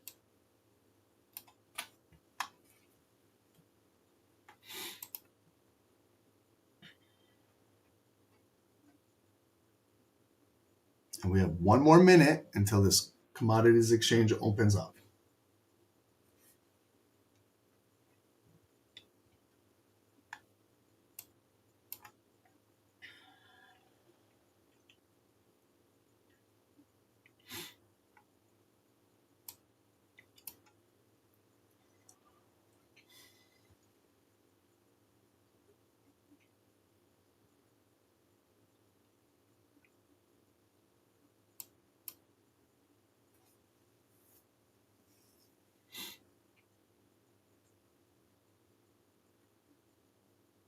Okay, so 20 seconds. We have a bearish engulfing candle. Okay, that was another tutorial we did. We walked you guys now into what is a bullish and bearish engulfing candle. So this is a bearish engulfing candle right now. When it closes, then we'll get confirmations. Okay, so it's engulfed this entire blue candle and could possibly close below that the white hourly line. So it did. Okay, so it's got a short wick. Technically, we should see this push down further. Unless right now with the COMEX volume, it can turn blue. So right now it's pushing down. Let's see how it will react right at 50% of this blue candle. If it can't hold, we'll continue to drive down further, okay? So right now I can see where we have our 5-minute neckline, like resistance. It's at that hourly, okay? So the hourly is holding the resistance down right there. I'm going to see if it will build. Will it come back down for that second bottom down in here? This is now COMEX market opening up.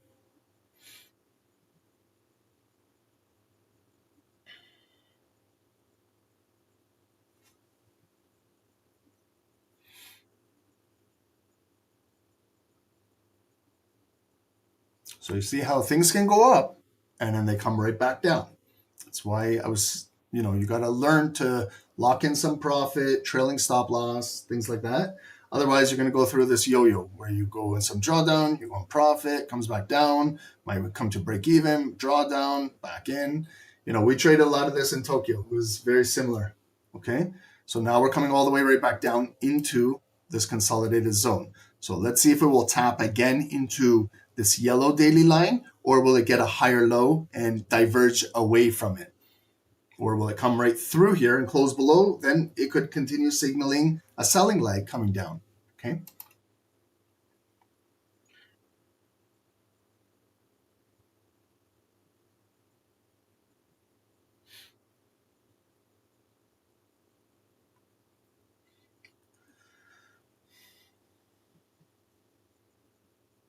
Okay, so this red line is insignificant right now.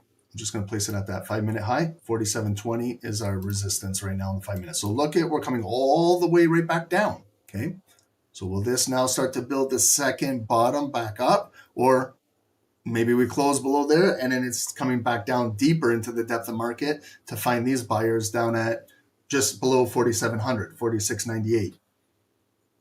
Okay, but so far we still are in this consolidated zone. We got a wick. We got to see if will it push up. How much time is left on this candle? 2.5 minutes. So half the candle has exhausted. We have now the second half. It's like a basketball game. This is the first half, and now we got the second half. Momentum can change. If you watch NCAA basketball, the March Madness, a team in the first half controlled the game. They were up 20, and then they went in timeout, had their halftime spiel, and then came out second half, and then that team that was losing by 20 ended up winning the game. So the momentum can just completely changed. So that can happen also on a candle, right? It's the first half was very black and bearish. Second half could turn, and it could turn up blue, right? But this could just continue coming down bearish, bearish, bearish. And then there is no momentum change. Then we still got to go with the overall trend. It's sellers here, sellers there, sellers there, sellers there, pushing it right back down. But we got to see, can they do their job and create new lower lows in the market? And we're just still in this range right here. 90 seconds going to the close.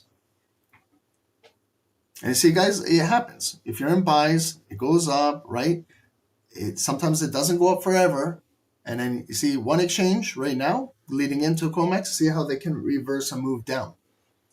It's not just COMEX. It could be Wall Street. It could be you're trading into the futures market. It could be you're trading into London. It could be you're in a nice buy during going into FOMC and it changes. You could be in a great sell going into NFP and then it changes. You could be in a nice move and going into PPI news tomorrow morning, and then the news alters everything. So it happens.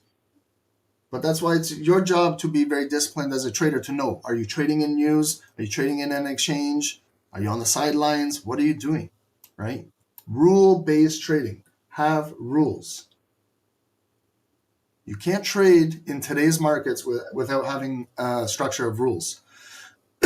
If you think you're going to guess every single day, good luck to you. It's very difficult to sustain that type of trading.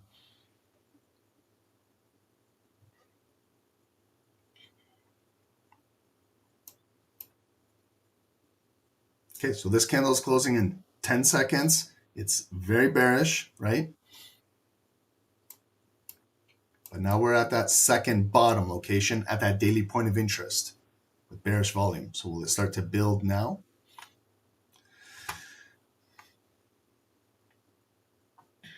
So it's a bullish ignited open, blue.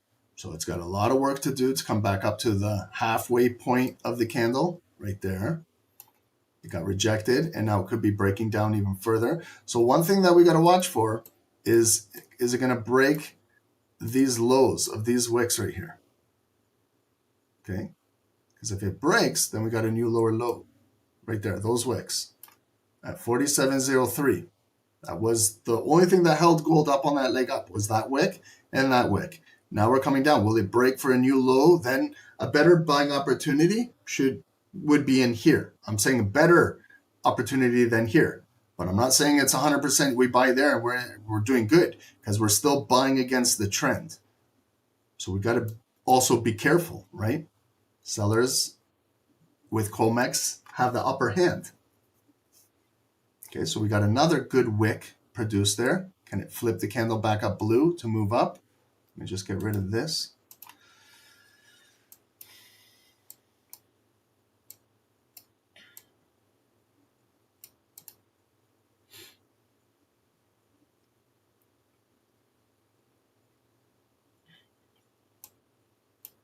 And also 8:30 is opening up in 4 minutes. So look at the 30-minute candle. That was bullish, bullish, bullish. They've rejected it back down. So it could hold, but we could see another 30-minute candle opening bearish coming down. Okay, so it's got a blue candle coming back up.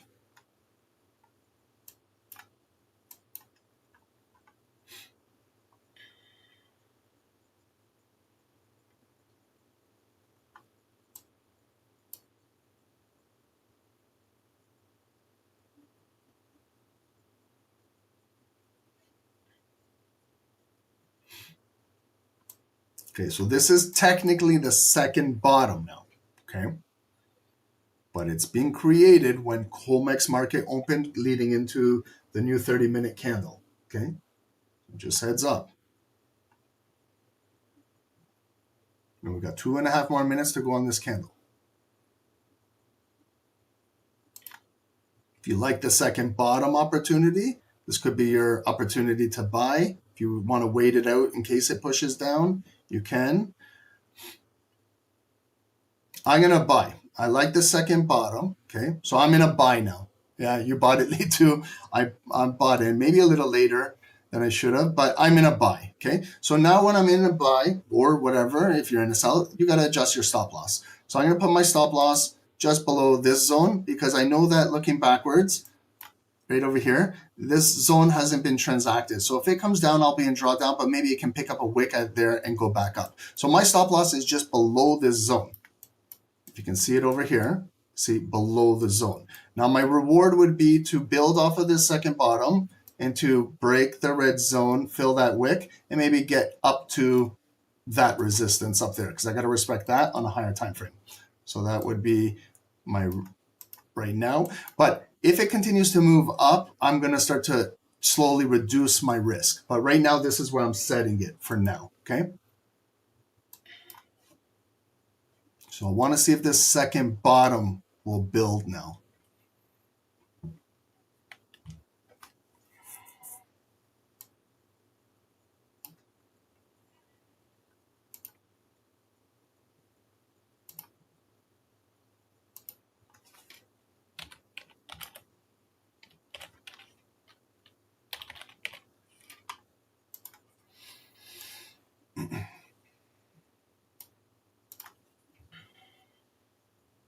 We've got 40 seconds going into the close.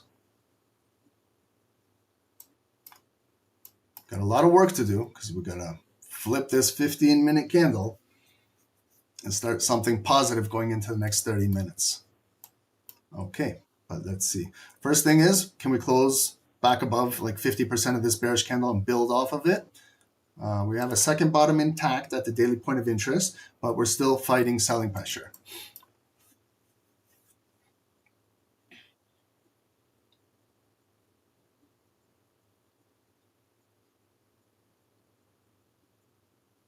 Lee, you got in at 47.06. That's a good entry. That's just right above the yellow line.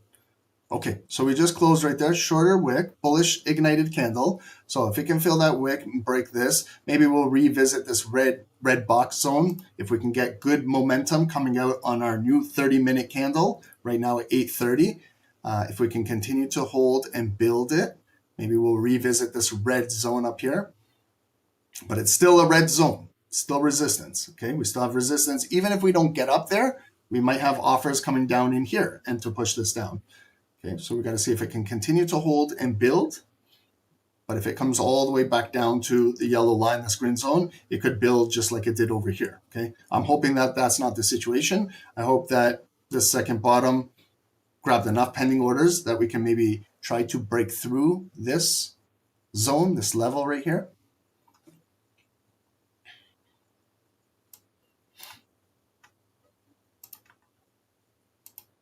So if it fills through, like to the top of the zone, could be about 70 pips. And then to fill that prior wick, it's about 100 pips, okay? So if we can get up there and do something, maybe I'll start to reduce my risk maybe below this wick. Right now, I'm still keeping it as is. That's a nasty rejection. So when it comes down, we got to attempt to see if we can hold our green zone or at least 50% of this bullish candle behind. So when it broke, it got a low wick and still kind of refueled itself. So let's see if we can continue to ask and trade at 4715. See if we can get this blue volume building on the second bottom up there. What I'm looking for, like arrow-wise, is the first bottom. We figured our neckline. Second bottom. I'm in the buy on the second bottom, but still suffering a lot of resistance. So if we can get through there, I'd like to get through there, make that red zone green, pull back into it, and then drive up to there to see if we can break that. Maybe fill up to there. That's the ideal goal, what I'm looking for, but you know, the volume speaks otherwise.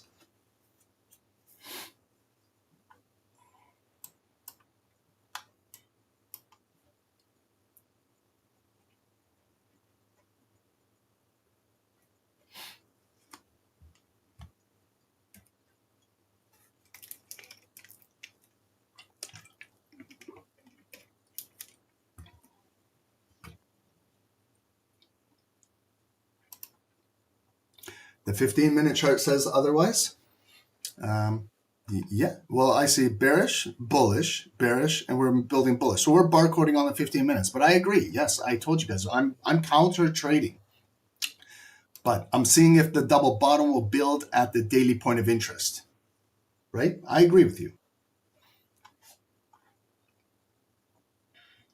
So I got to start to, you know, control my risk a little bit. We can start to get through this red zone because then we're moving up 60 pips, okay? So if we can get through there about 60, then I'm going to, look guys, I'm reducing my risk now to the red line.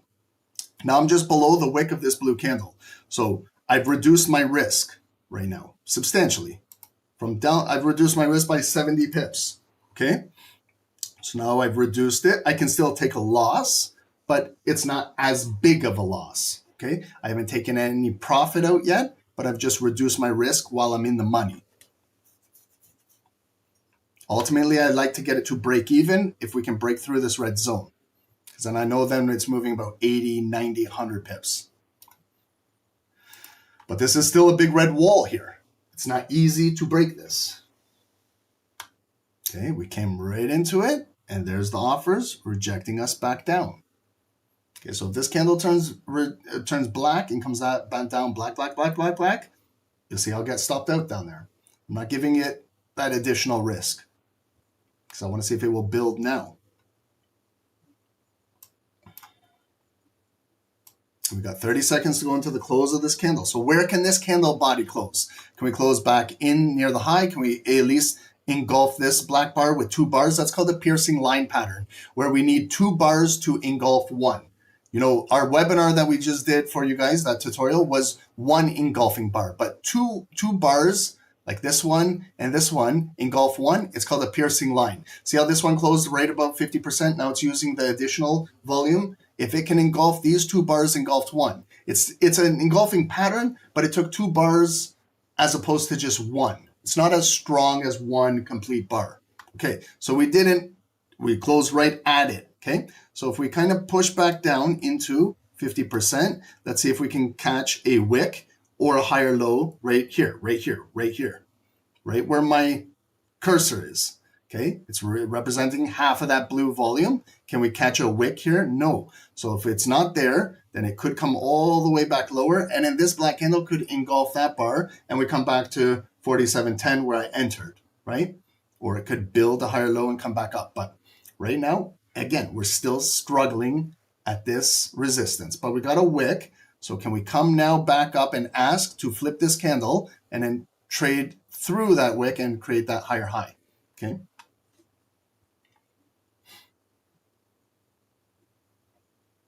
Patrick, quick question. Why not take some, then reduce risk?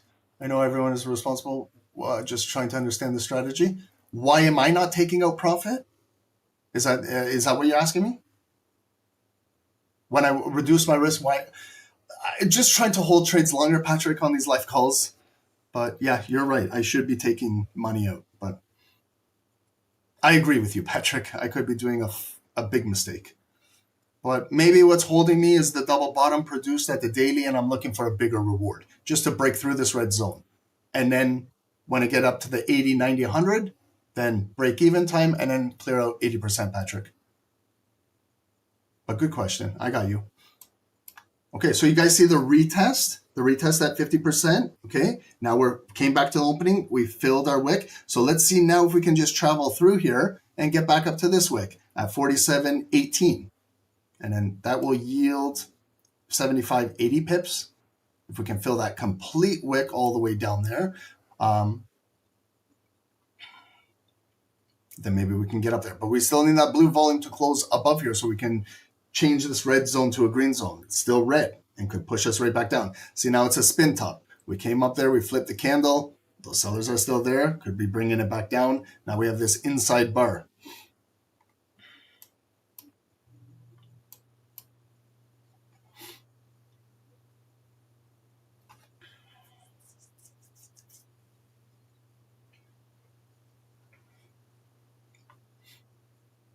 Okay, so it's coming back up at the opening balance. That's why OHLC is so important. We came back to the opening range.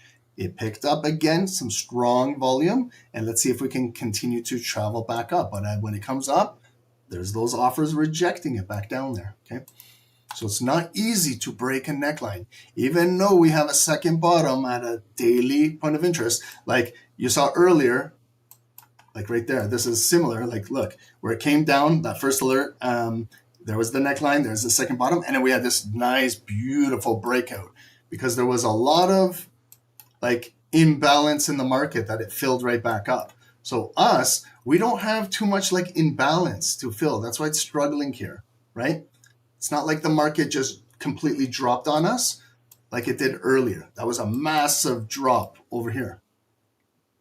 Big drop in the markets.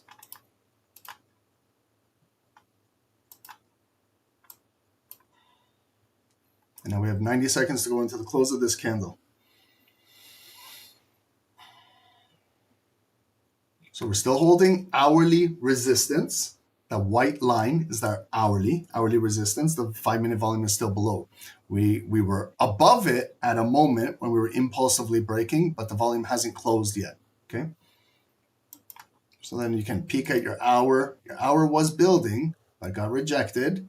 30-minute, this is the new 30-minute candle. So it was beautiful. We started nice and bullish. We got right up to that 5-minute zone, and then they've rejected it back down. And then our 15-minute candle, it was a nice bullish candle. We lost all that barcoding momentum. It was blue, black, and it was blue, blue, blue. As soon as it traveled right in there, now they've rejected it back down.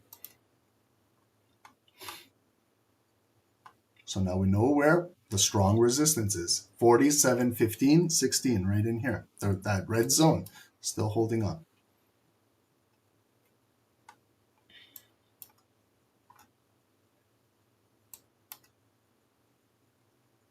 So this candle's closing in 20 seconds. It's a bearish engulfing candle right now. So if it engulfs our second bar, it could technically come back down. But you see, we got a nice rejection. As it was down there at 4709, it just flicked right back up.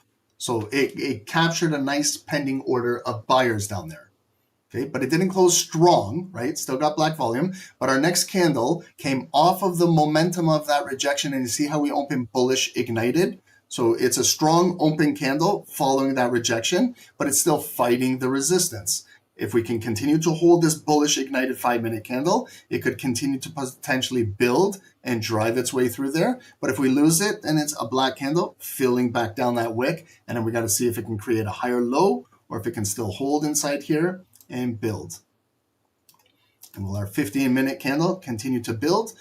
Because our new 15-minute candle will be closing also when this bar closes in 4 minutes.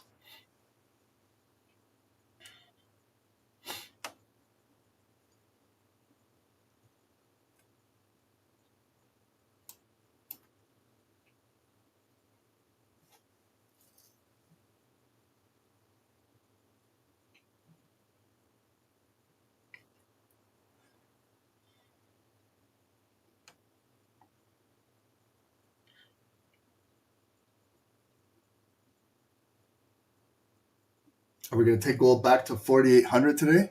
Oh man, I would love 4,800, especially on this trade. If we can get it up to 4,800, we can take the rest of the week off. 4,800 is all the way up here. New daily high up there. I'm just trying to get through this hourly resistance over here.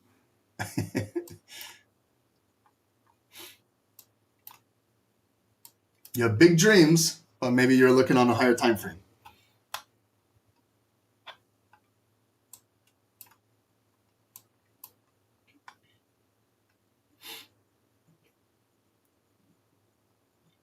And as we get closer to 9 a.m., I'm going to do a top down on either US 30 or NASDAQ and get that chart ready for Wall Street open at 9:30. We'll see how the markets open up after all of the news over the weekend.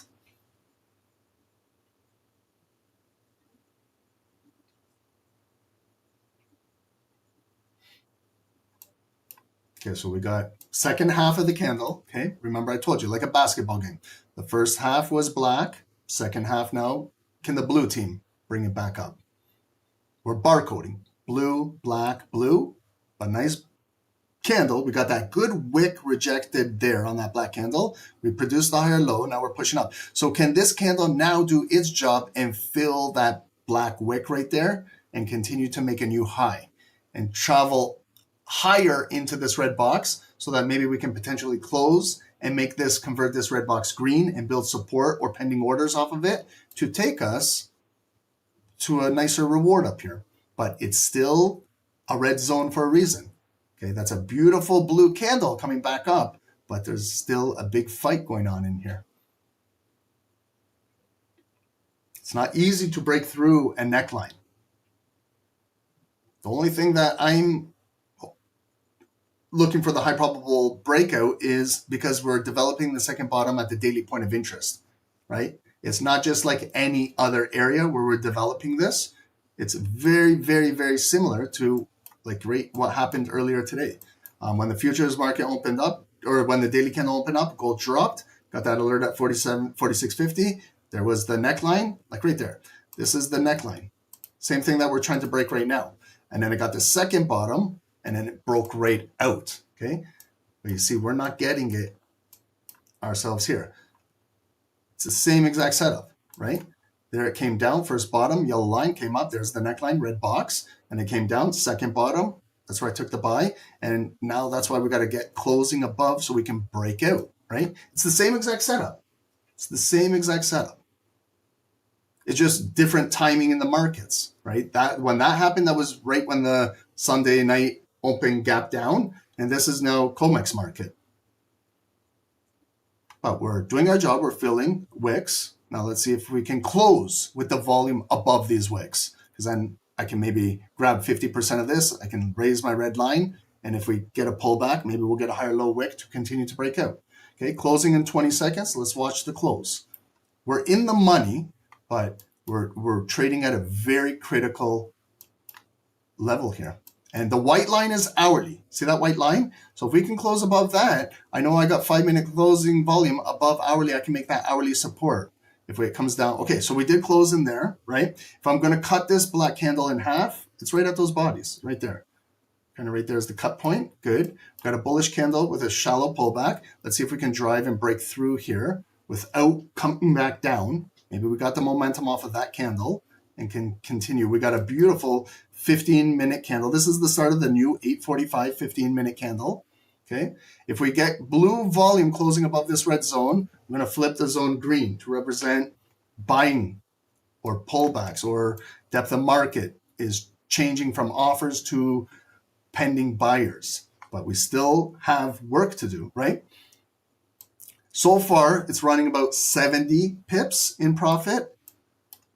So again, I'm going to reduce my risk now at 70 pips in profit. I'm bringing my stop loss now below that wick right there. So you see now, I'm 70, 80 pips in profit, and I only have 20 pips of risk. There's a 1 to 10 on your money. No, sorry, 1 to 5 on your money. 20 pips risk, 100, right? Some of you guys are already out. Okay, right there, 100 pips. See, I only go to a break. I'm going to go to a break even. I don't want no risk now.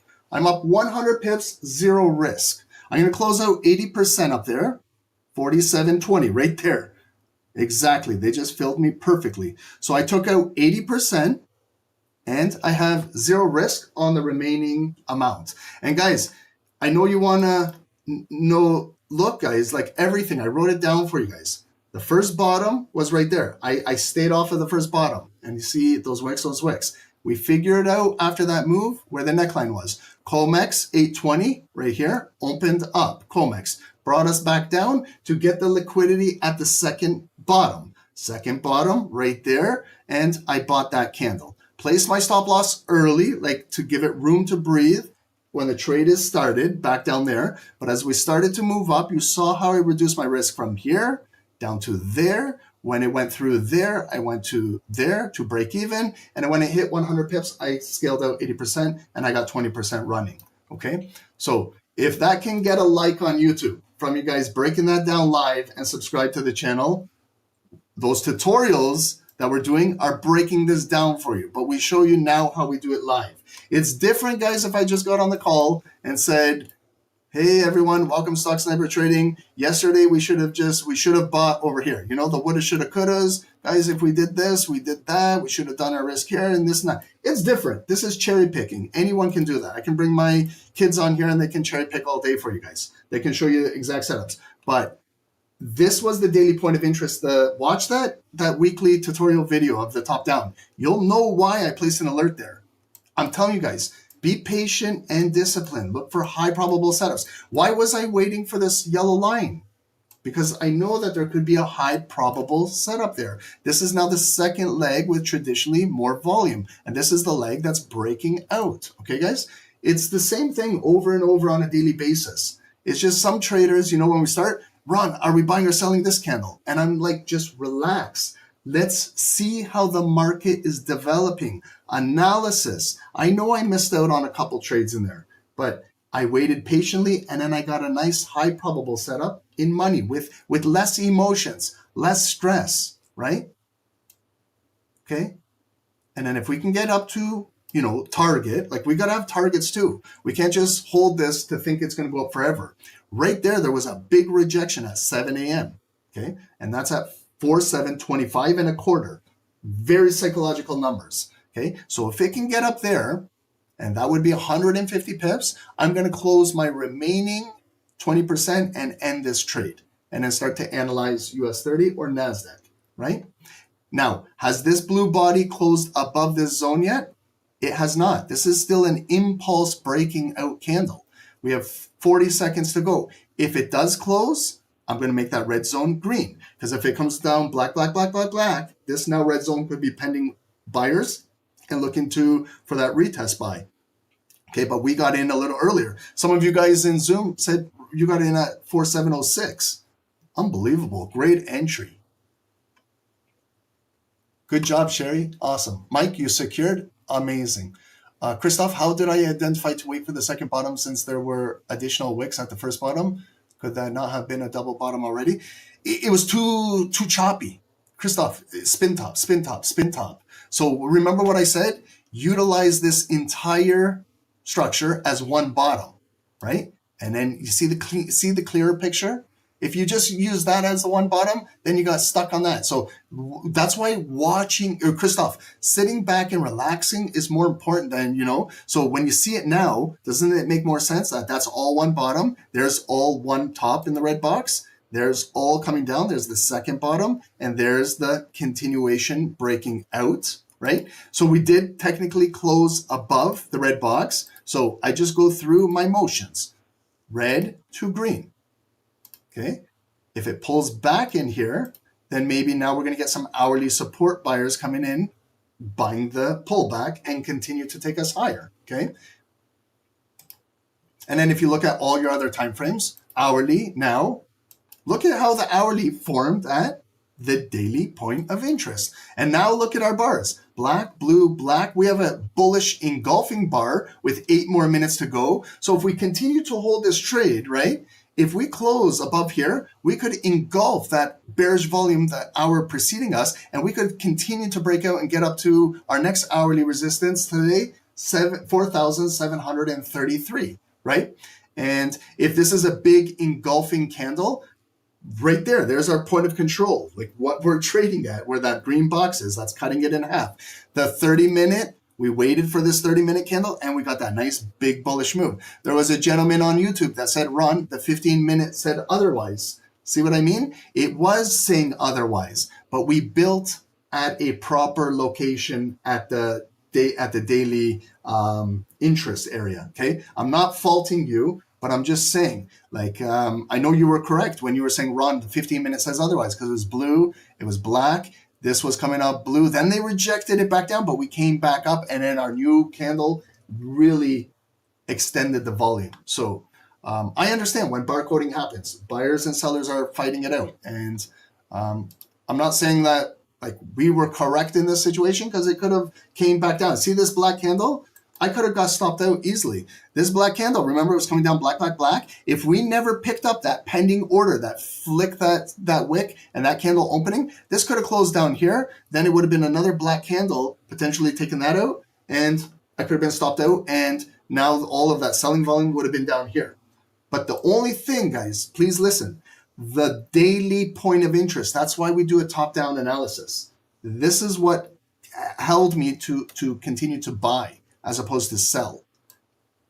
And now we're reaching target, okay? So we closed above that previous 5-minute wick. There was resistance, turning to support, continue going up, okay? So guys, we are running in profit. Well, I am. I don't know about what you guys are doing, but that's 140, 150 pips. If you're happy, I'm happy. I'm going to close out my trade there. 47.24 just got filled. Got filled to the upside. There's the push. Maybe I got out. Maybe I got out so it can push. Okay. There we go. That's a full target. Okay. 140, 150 pips. Perfect. That is my daily goal. I can be done trading right now. Go eat a nice healthy breakfast. Go in my garage, get a good workout in. Go for a walk with the wife and enjoy life. That's it. You don't need to trade 8 hours a day, 10 hours a day. A top-down analysis, set your alerts, and wait patiently at those areas. Pattern recognition. Recognize your patterns, okay?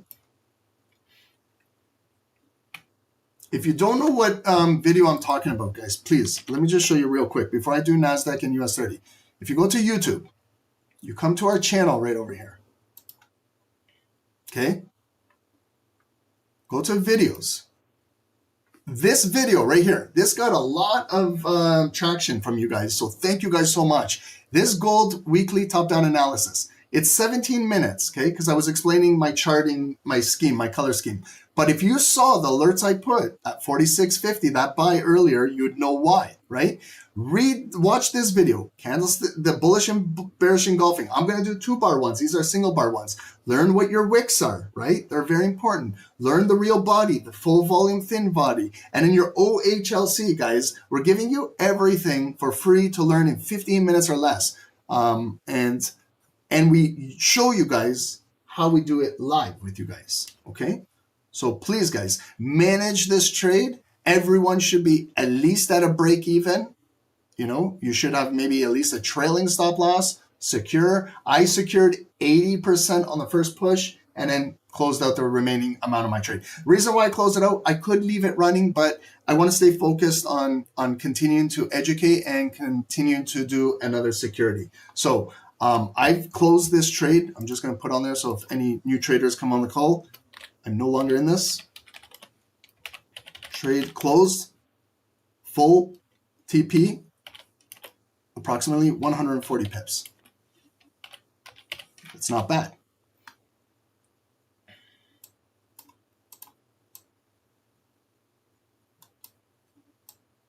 Okay, did that make sense, guys? If we put all the pieces of the puzzle together, did that make sense? Do you guys understand how I broke that down for you guys, play by play, candle by candle, each consecutive candle? I broke it down. If it made sense, guys, let me know. Like, you put a like on YouTube.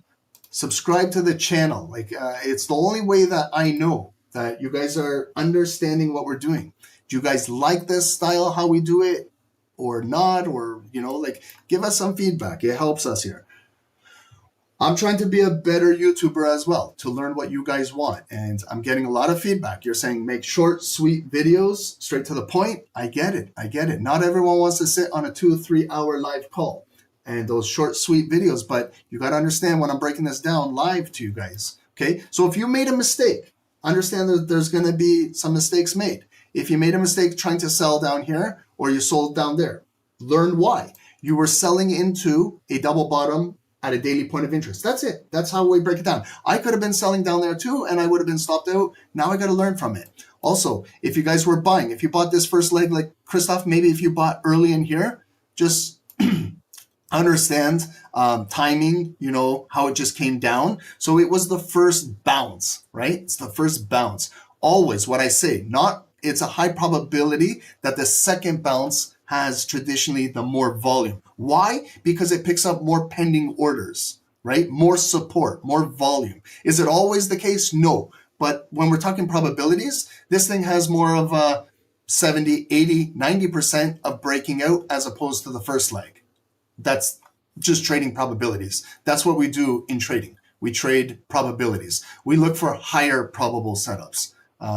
Okay, so there's a lot of learning. If you were selling and you made a mistake, okay, we learn. Just control your risk. Make sure you didn't over leverage. If you got in buys and you did well, understand why I went to a break even, understand why I took out some profit, and understand why I closed my entire trade right up to there, because there was a wall there. You see, that was a big blue impulse candle, and then they closed it down, and that's what started that big selling pressure. So in that location, you can see now there's another red zone being built there. That's why I felt comfortable closing my trade in there, because I respect structure.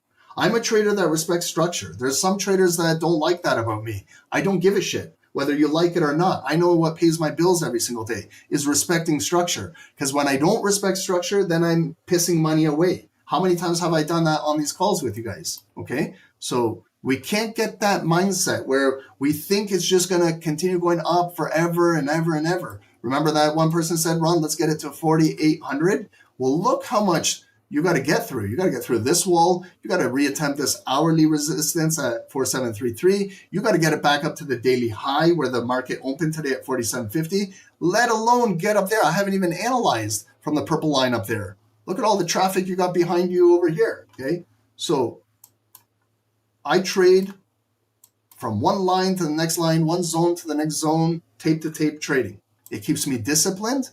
It keeps my account growing. It also manages my losses properly, and that's it. No, I won't be live tonight. I'm doing New York sessions, post-New York. We do a couple weeks of Tokyo and a couple weeks of New York. So this week we're in New York, post-New York, and next week I will not be on any sessions because we're doing our boot camp, our stock and option boot camp, 6 days. Okay, so if you haven't signed up, guys, sign up for that boot camp. You get 6 days to learn about stock and options. You get our full 3-month premium plan with all the alerts. You can trade live with Dave while I'm doing the boot camp.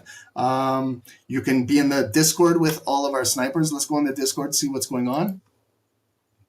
Okay, so this is our Discord here with all of the snipers, and you get all of the education. I don't have time on these calls to show you all the education, but there's tons of thousands of hours. I don't even think you'll be able to go through it all.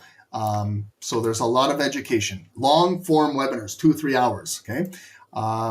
And I can't even think what else we offer. And that's all for, a 101, also a 101 with myself. If you do sign up this week, I will give you a 101 with myself. We can go over any questions that you have. That's all for $250, okay? Now, let's just go back to, real quick, just clean up over here. So we gave some buy signals earlier on gold, right over here. So remember these areas, 4713, 4718. It came down, but I helped with analyzing it where it came down and then right back up. So you could utilize these signals to help you out as well. So there was the 4613, 4618. You can use these levels continuously, okay? Guys, now I'm going to do, what would you like to see? US 30 or NASDAQ on Zoom? What do you guys want to see? If I could do one chart right now, which one would you guys want?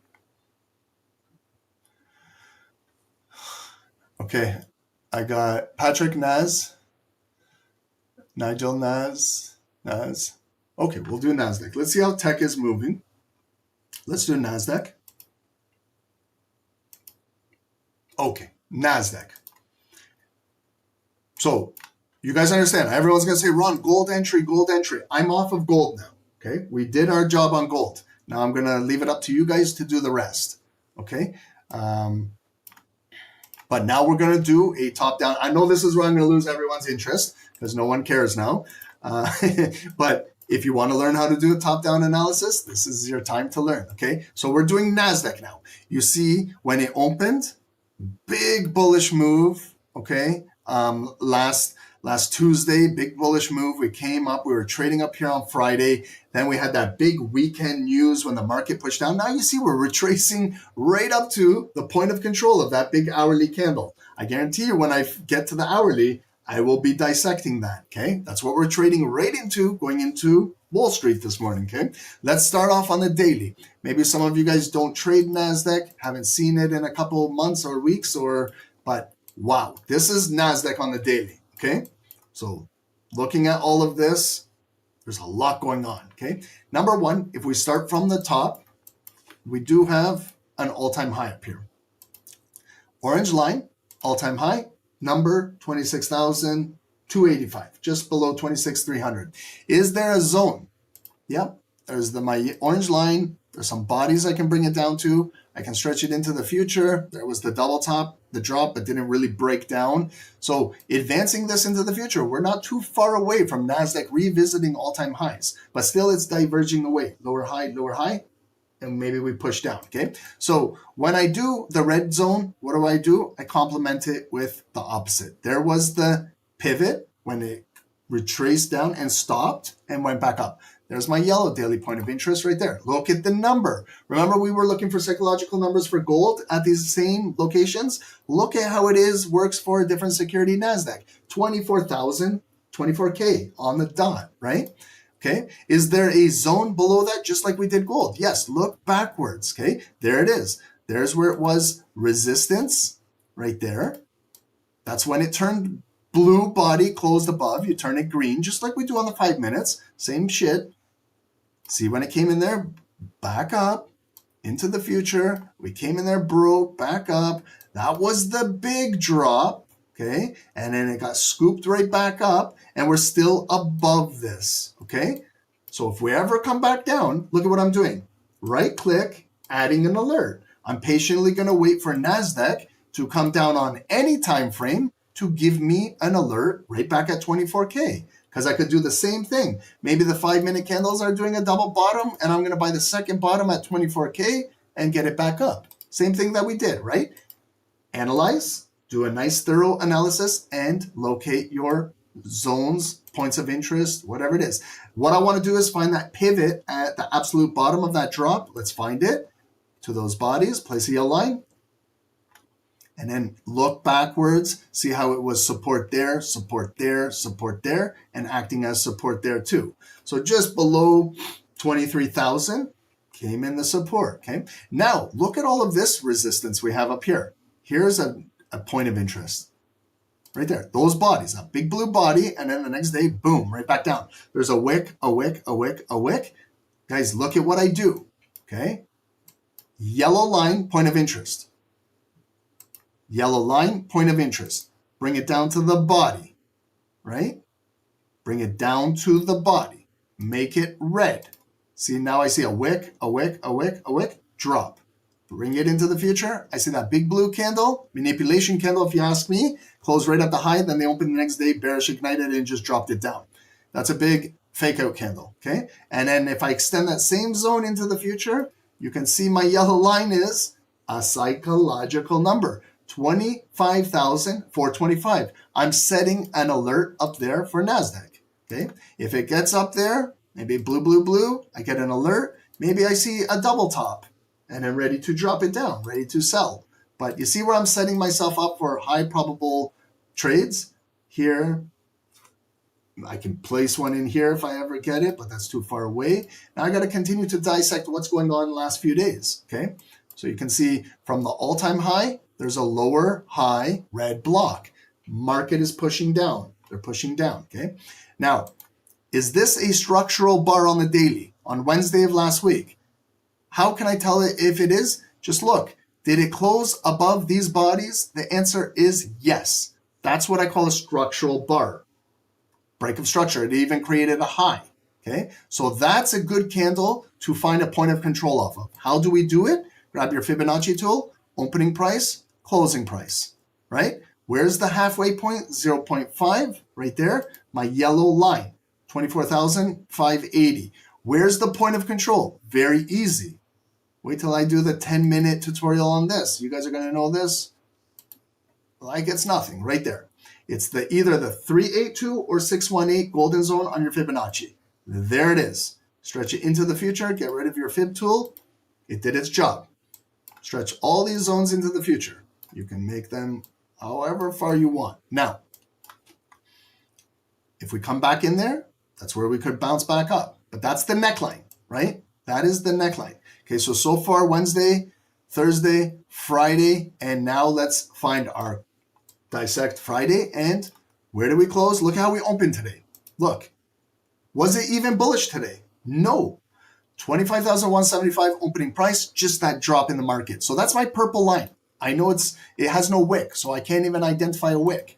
It's a bearish ignited daily candle. So you see it came down, bearish, bearish, bearish, bearish, bearish, bearish. We made a low of the day so far at 24,775. Another psychological number. There's our low of the day and came right back up. Coming back up, coming back up. But this is a hanging man candle, okay? It's a hanging man candle. It's still got that big bearish head that could continue to offer down.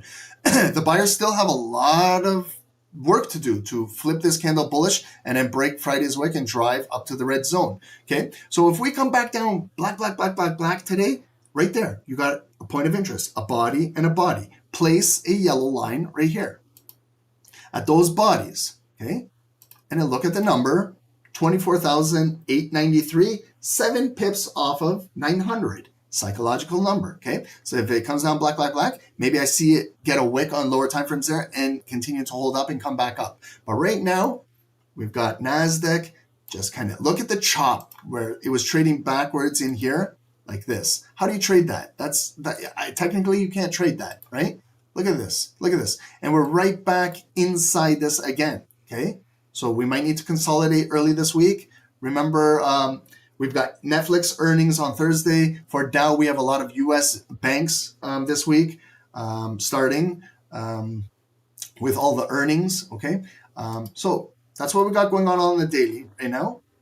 Now, I'm going to dissect this daily candle into the hourly increments, okay? So we can see where did all of this selling pressure on the daily candle come from right when the 6 p.m., right when the market opened. It was all of the weekend news. It was the peace negotiations in Pakistan that didn't go through. They didn't fall through. It was Donald Trump saying that now they want to control the Strait of Hormuz and all of this. So the markets are chaotic, okay? And they could get even more chaotic during Wall Street. But the big drop, like it's deceiving looking at that daily candle, but it was all in 1 hour when the market opened, okay? And now it's slowly coming right back up. But this is a structural candle. That's abnormally large volume that closed below everything. So how can we not find the hourly point of control of this candle? How do we do it? The same how I did on that daily candle. Grab my Fibonacci tool, opening price, closing price. Remember, now I'm using white lines because it's an hourly candle. There's the exact 50% of it. There's my white line. I look at the number. Wow, 24,996, right at 25,000 psychological number. And now my zone, remember, it's the 618382. I make it red to represent that big bearish candle, and I stretch it into the future. I see we were trading in it right there at 2 a.m. There's London, 3 a.m., 4 a.m., 5 a.m., 6 a.m., 7 a.m., 8 a.m., and we're still in this. So look at how we're just barcoding in here. Blue, black, blue, black, blue. It could open blue and continue come up, or they could kind of bring this thing right back down. So we're still in this red zone. It has not closed blue above for me to change the color of the zone, okay? So it's still technically, the buyers are strong. They're trying to break it out of here, but we're still in that red zone, okay? So we're trading in that hourly point of control from that big drop. Can we get some volume closing above this? Maybe we make it green, then we can try for the daily high and break out. If we do, if we have an impulse breakout from daily high, right there, we have to mark that wick from Friday 11 a.m. Why? Because that's the last resistance. Place a white line there, 25,250 on the dot. Do you see every one of my point of interest is basically a psychological number? Like it's not that I'm just cherry picking to place, I'm looking at the numbers and then I do my line. I look at the wicks, I look at the bodies. When I place my line, then I look at the numbers. If they all add up, that's confluence. That's telling me I'm doing something right? And I want you guys to get in the hang of this, because then you're going to say, holy shit, I'm getting it right too, right? Don't think it's just luck. It's not luck, guys, okay? Dave and I have been staring at these candles for 20 plus years, okay? And it's the same thing over and over and over, okay? It's how an auction works, okay? Now, can we base anything off of? See, even that hourly candle, that it's cut in half. 25,000 if we get a pullback. Now, is there any type of, like, I would rather want to be trading more inside here or down here. This is where, you know, it could break out, come back down, or come inside here. So when I go to the 5 minutes now, because it's almost 9:15, we had a big 5 minute move at 6:55, 7 a.m. Was there something at 7 a.m. that happened? There was some earnings. It was bank earnings, not so much affecting NASDAQ, but NASDAQ made a move at 7 a.m. There's the hourly move, fake out those buyers, and then you see how the momentum switches at the hour. Then it came all the way back down. Look, right to 8 a.m. Time and sales. Okay, for some of you guys that don't understand what I'm saying by time and sales is if you're in a buy and you're going into an hourly candle, this can happen. That's why I hate being in a buy or a sell going into an hourly candle, because I always give you guys a heads up, guys, my momentum will switch and then that's what happens. So see how it came down the entire hour and then look at when it found the pivot, 8 a.m. to come all the way right back up. Now we're barcoding blue, red, black, blue, possibly going into Wall Street that could continue to ride this momentum up, okay? But we don't have any closing volume yet, okay? So this is what's going on the 5 minutes. The big, massive drop, and then slowly been coming up, broke out, pulled back inside here. Are we going to get a nice Wall Street fill coming all the way back up? And see, even here, if I'm just scalping for 40, 50 pips, I'm not looking for home runs. I'm just looking for singles or doubles in a baseball game. Right there. See how that was the double bottom on those 5 minutes? And then that big drop. So you see right there, coming from here to that red line, I measure it.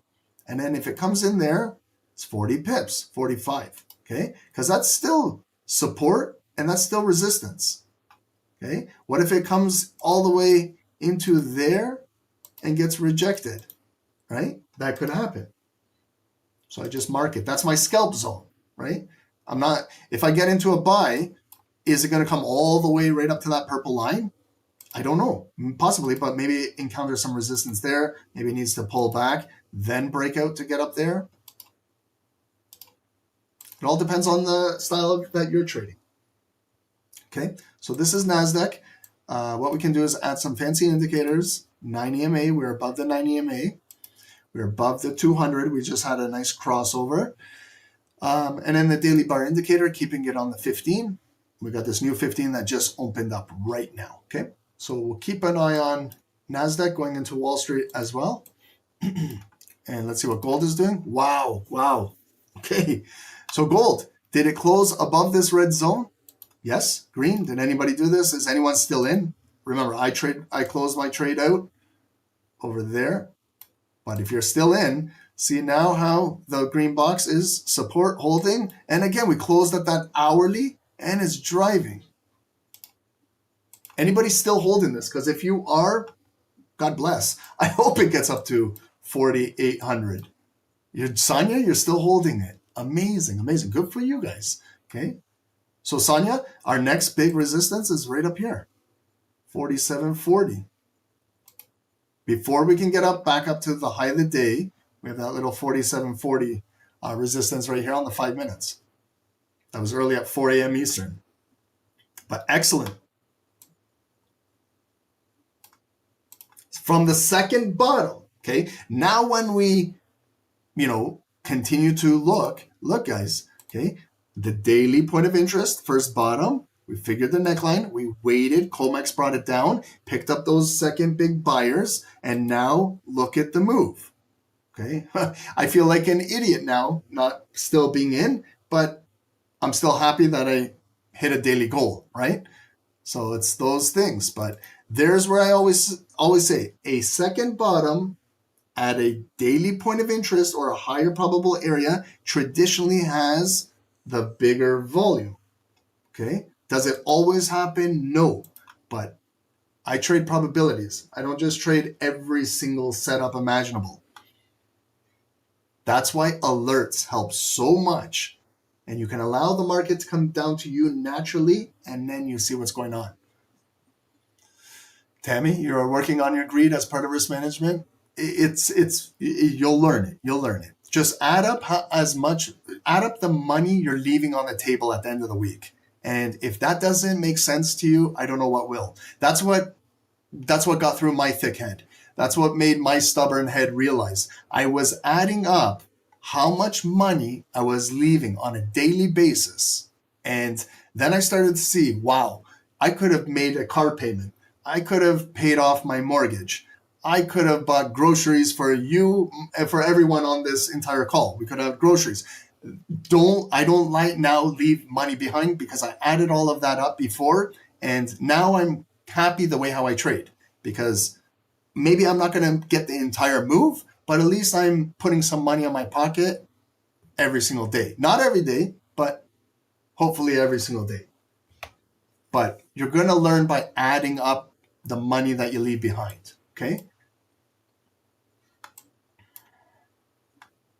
So then when I'm done a trade, what I do is I tidy up my charts. I leave the bigger, like the points of interest, okay? And then I can look for pullbacks. I can look to see what's happening, but that's a good extension, okay?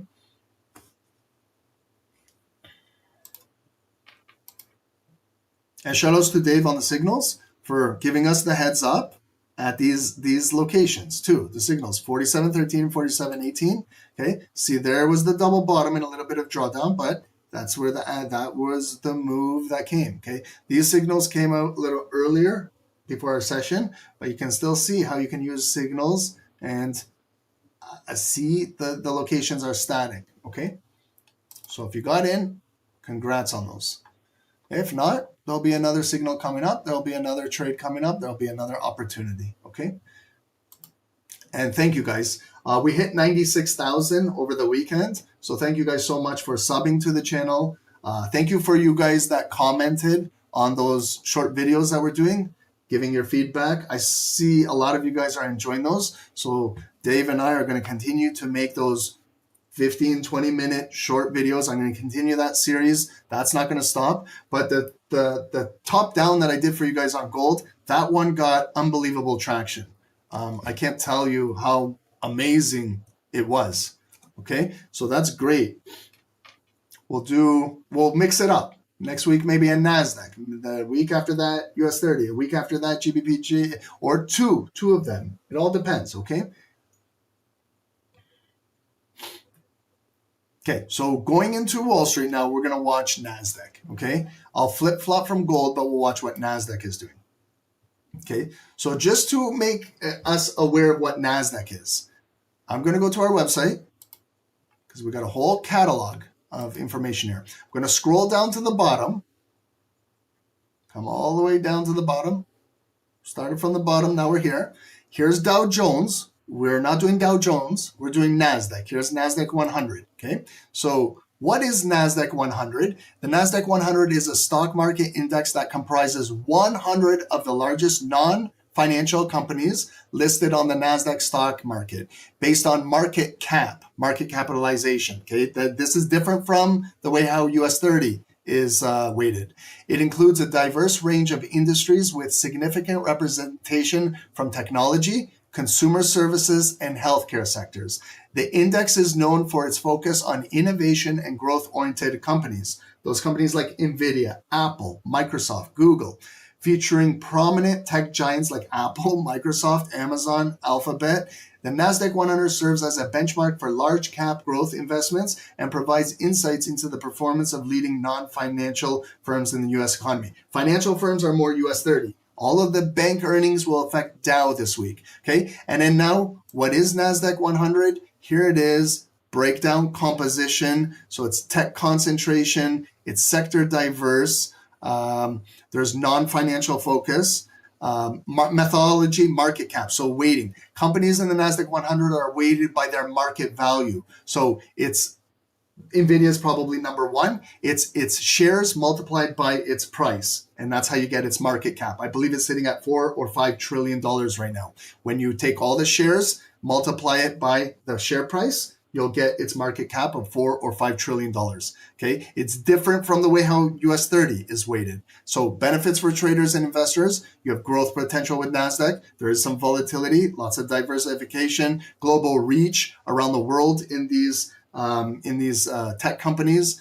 Investment vehicles, if you like investing, ETFs and mutual funds. The Invesco QQQ ETF, the Qs, is one of the most popular ways to invest in NASDAQ 100. So if you don't want to do all this yourself, you can just buy the Qs and you are now invested in all of these top tech companies, and you can hold that for retirement if you believe in tech, right? It's called the Qs. It's an ETF, electronic trading fund managed by your financial institutions. They keep track of it and they manage it. They take out they take out low performers and replace them with high performers. Okay, but you do have to pay like a management fee for when you're trading these type of investment vehicles. Options and futures. We're going to teach a little bit about options trading this week on our new stock and option bootcamp. So there's learning all about it. And then now you can start to see, if we come more into it, we're going to see now what it's comprised of.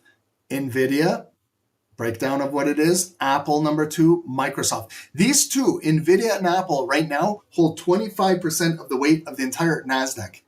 Like out of those 100 companies, these two, NVIDIA and Apple, are 25% of the cumulative weight out of those entire 100 companies. Okay. Then you got Microsoft, Amazon, your Alphabet, your Googles, Broadcom, Meta Platforms, Tesla, Palantir, ASML, Netflix has earnings this Thursday. Costco is in here, AMD, Cisco, AstraZeneca, Micron, T-Mobile, AppLovin, Applied Materials, Shopify, Intuitive Surgical, Lam Research, Pepsi, Intel Company, Intuit, Qualcomm. The list goes on and on and on, okay? But it's weighted for the higher ones, okay? So just giving you a little bit of background information as to what NASDAQ is. So what I like to do in the pre-market is look at those securities. How are they trading in the pre-market now? Let's take a look at some of those names.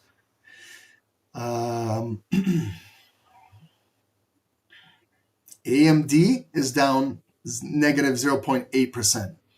Micron is down 1.2%. NVIDIA is down 1.5%. This is all pre-market trading. Meta is down negative 0.7%.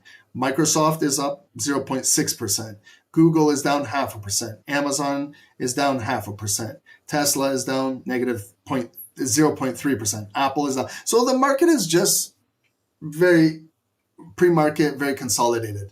So what we're going to see is the way how the market opens up. Right now it's moving bullish right now.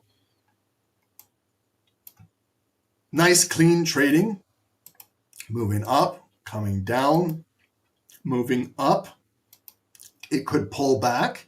Okay, so I'm ready.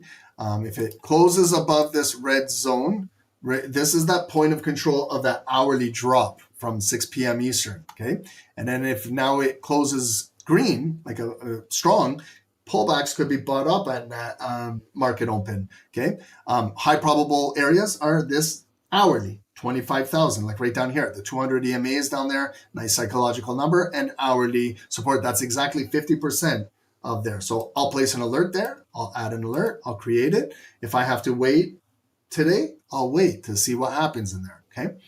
So we're going to get a market open in 4 minutes, okay? If you guys are still trading gold, right, extend your zones into the future. Clean up. I always tell my kids when they're done playing, tidy up, because I don't want to tidy up after you guys. You know how lazy my kids are? Oh my God. My son goes to his bedroom, he takes water bottles, he drinks them and just leaves the water bottles. I'm like, just when you're done with it, bring it down and put it in the recycling bin. How difficult is that? I got to go up there and he's got 3 water bottles and I got to go and throw them out. If I did that when I was growing up, my mom, just a quick backhand slap right across my face. And I learned my lesson. That was like journaling with my mom. Let me test out my mom, leave an empty water bottle, and then she comes up there with the wooden spoon or a backhand slap, and then I learned my lesson. That was how I journaled with my mom. I learned my lesson real quick. But these kids, they're too entitled these days, and I can't say anything to them. Close the taps. Yep. Close the taps and no more water bottles.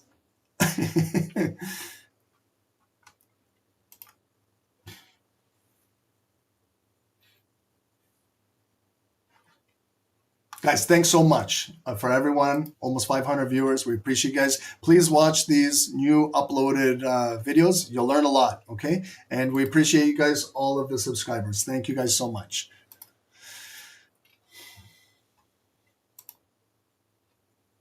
Sonia, it's our gentle parenting. I know. Why are we so soft, our generation like this?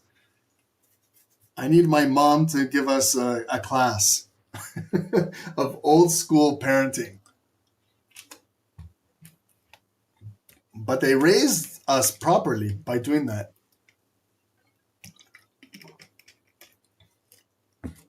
Here we go, guys, okay? So I'm going to ask. So maybe some of you guys are in buys, sells. Some of you guys are on the sidelines. I'm not in on NASDAQ, but what I'm going to do is I'm going to switch over to it. I'm going to look at my sizing that I have because maybe I was trading it at a different time. Adjust that. Look at the spreads. I have a fixed spread on NASDAQ of 0.8, so it's less than 1 pip. So it's a pretty good spread. The reason why I like sometimes trading indices over gold is because gold I have to pay commissions. With index trading, I don't pay commissions. It's only the spread. With a spread of 0.8, it's good. So I have less than 1 pips trade with no commissions. That's why some traders favor trading index over gold because they're not paying any commissions because commissions add up over time. Like for example, I'm just putting some numbers so everyone understands. If you trade gold with a standard lot, some brokers are from $5 to $8 a standard lot size. So if you take 5 trades, just at the low end, $5, that's $25 in commissions.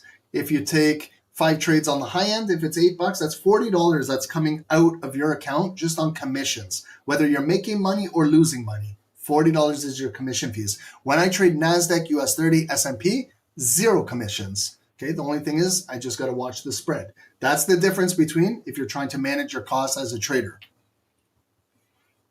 It will come in helpful later on when you're learning how to do this and you're possibly trading with larger sizing, quarter lot sizing, half lots, standard lots. Maybe some of you guys might even go bigger than that. Okay, here we go. So I'm just going to go through. Did it close above? Yes. Is this a red box, green box? Yes. It opened bullish ignited right off the open, short wick. It popped, right? Just the first 10 seconds.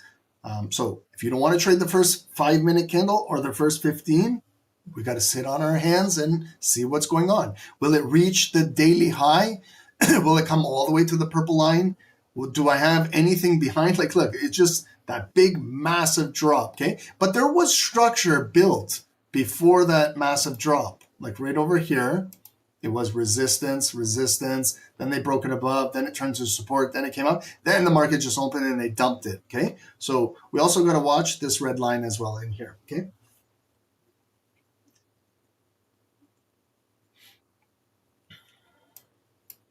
And then gold. Okay, if you're trading gold, just keep it on it. It could be now making a double top at the hourly and maybe potentially pushing down, but it could be coming into buyers now that have flipped the market. Okay, if you're watching gold. We're going to continue to watch NASDAQ here. So it came up, bullish ignited. Did it lose its ignited open? It did. Do you see how it just flashed black and got a wick? Okay, so they could spike it back down. Could come back down into these levels, pick up some buyers. We'll see where it closes.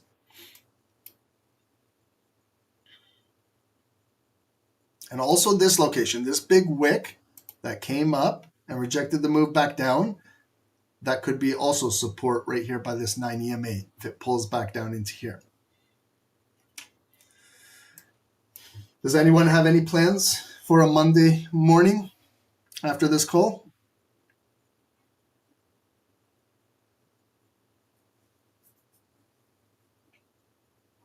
I got to put together a portable basketball net for my kids so I can get them out of this house and start getting active and doing something outside. Because all this phone and time and tablet time it's too much. So I got to get these kids out of this house. So bought a portable basketball net. I'm going to put it together and they can go outside and just start shooting. Eli, workout then cut grass? Nice. I'll be having a workout too, but I have no grass to cut right now. Okay, so big rejection, shooting star candle coming down. Go walking, Sonia, that's the best.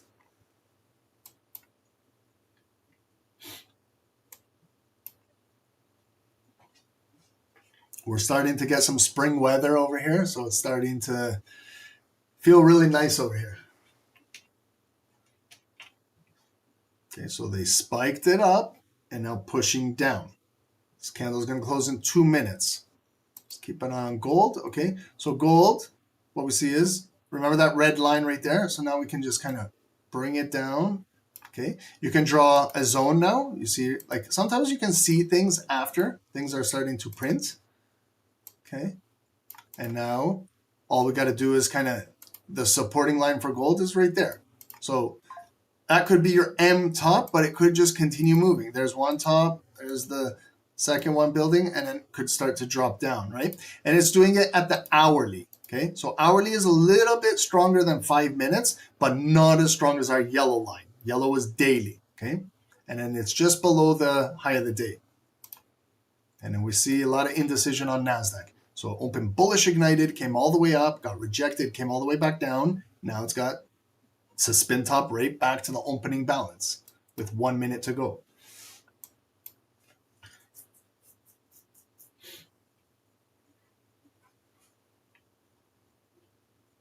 Who's risking 1 to 3% of their capital? That's too much risk. Lower that risk. 3% of your capital is too much risk. You guys are going to learn the hard way. Like my mom always said, you guys are going to learn the hard way. You got to be, listen to me, around 0.5 to 1% risk of your entire account for trading per day. If you don't understand those rules, good luck to you with 3%. Because that's going to be if you lose 3%, that's a tough way to come back. Okay, I promise you, you're probably going to revenge trade. You're going to get mad, and then you're going to turn that 3% easily into 5-10% loss. And then try and recover that. You're going to lose your confidence. You're going to be scared to take a trade. Every other trade is going to be on impulse, and you're going to go through that nasty psychology that we all went through. I'm just trying to keep you guys accountable. Okay, so close, bearish coming back down. Close as a bullish spin top, but we got a bearish igniting candle coming right back down. Lee, you like 0.25 to 0.5 per trade? Yeah, that's ideal. That's normal. Because Lee, even if you take 2-3 losses, it's still within risk. You can come back, analyze that, not lose focus, stay informed, and come back the next day and make that back, right? But if I'm risking 3% and I lose that, that's a difficult next day to come back from. Okay, you got a big uphill battle. And then losing that much percent will cause you to revenge trade. Believe me, I've been through that, and I choose not to go through that cycle again in trading. That's why I try and give you guys heads up, but you guys are on your own. You got to learn the hard way, right? Just like I did. Everyone was telling me when I was trading with 3 or 5% of my daily account every day. We're telling me, Ron, lower it, lower it, lower it. And we're stubborn. That's how we are. And I lost big. But then I learned from myself. And then I looked back and said, okay, those guys were right. You're not going to scale your account to $1 million, but slowly you'll learn how to trade properly. And then once you learn how to trade properly, you can increase your sizing with patience and discipline and wait for the trade to come to you and look for high probable setups. Then if you want to learn how to use 2%, 3%, at least now you know how to trade and you know how to manage it. Okay, so now we got a big bearish candle coming down. Okay, this is an engulfing candle. Will it close like this? Maybe we'll cut this in half, find a point of control. So far what I see from the first 5-10 minutes of market open is I see some sort of resistance right here. Okay, can I look back to the left? Was there a zone? Yeah, you see what I do? See that zone right there to those bodies? That was green, green, green. And now that was an impulse. And now we're back down below it. Now look at that massive black candle coming down into here. Okay, so will this pivot hold it? That started this big bullish leg coming up. Will we create? Right now we're retesting it. So this was the first time I changed the red box to green. And now it came down. Got it. So I can see we are consolidating right in here. I don't want to trade inside this area. I will continue to analyze.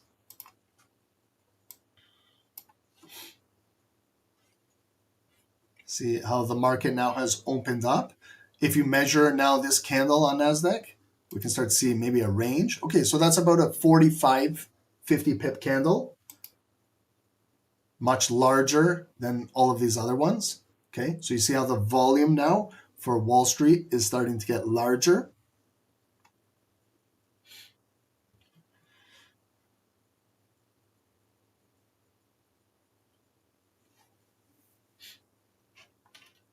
Okay, so but we got a wick rejected, coming back up. Will it close? Remember, we got now 1 minute 45. There's nothing wrong with watching how a candle closes. Okay, you get more detailed information at the close of the candle. Gold now is pushing down. Okay, so if it closes below here, it could continue to push down a little further down. If you're looking to buy pullbacks, you could look at 4725 or deeper at 4715. The best location would be down here where we bought in earlier, around 4705 at that daily area, if it gets down there, right?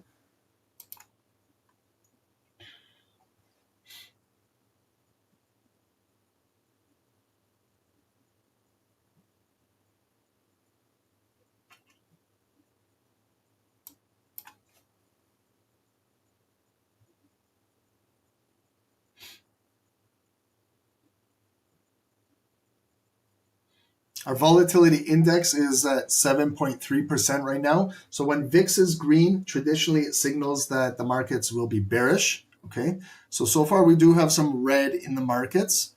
The only green security I can see right now is Oracle. Microsoft is still a little green. Tesla is just right at break even. Palantir is green. And the rest are all basically red. Crude oil is having a great day, up 7%. Natural gas up 2%. That's the oil and energy coming out of the Strait of Hormuz and all the weekend news.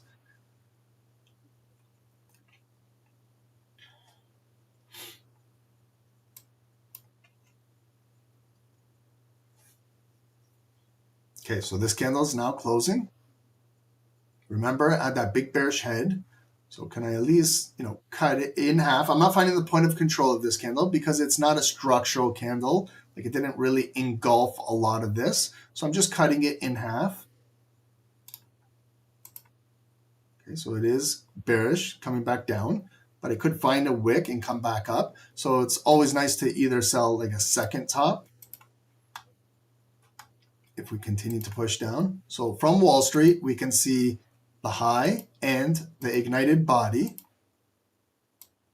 right there. I'm just going to get rid of this zone too. Okay.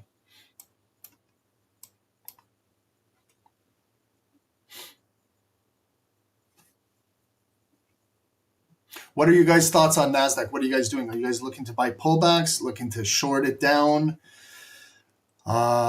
Maybe figure out where the neckline is. Like it could come down here, maybe come back up, go down, could come down, go up and create a new high if the market flips today. What are you guys doing for NASDAQ? Okay.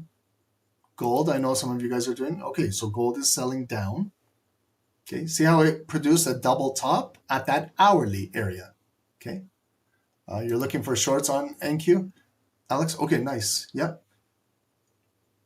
A lot of you guys are looking for shorts or shorting it. Okay, I understand. Okay, but we came down higher low. This could flip back up blue, blue, blue, come into maybe 50% unless it can hold this volume down. I just want to see my, go back to NASDAQ here.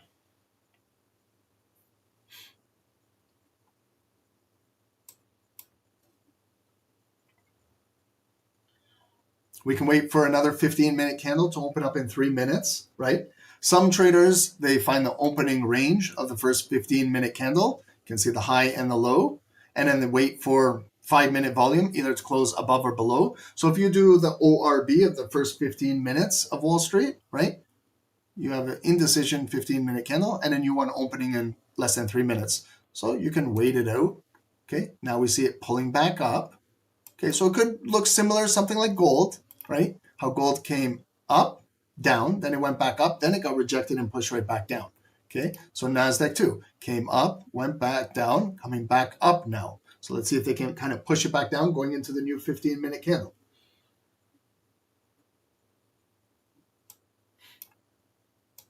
What's that, John? NASDAQ doesn't respect levels?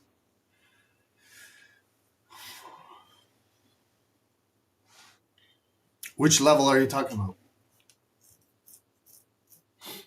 Levels in general or?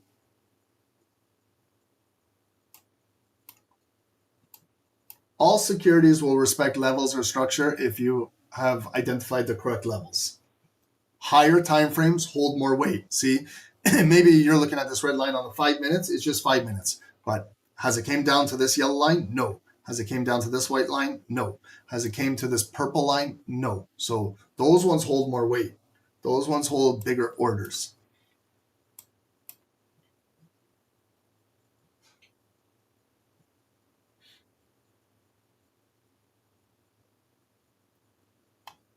What kind of risk is reasonable? 0.25 up to 1% per day of your entire account. Okay, and then you divide that by how many trades you take, and that's your appropriate risk for the day. That's across the board. That's a cookie cutter approach for all traders. If you don't want to use that, that's fine. Then use 2%, 3%, 5%, but see what happens. See if you can handle the drawdown and if you panic in the trade or if you can control your emotions. That's up to you to learn. All traders go through this and got to learn. What I got to do is I got to watch the last 50 seconds of this candle closing.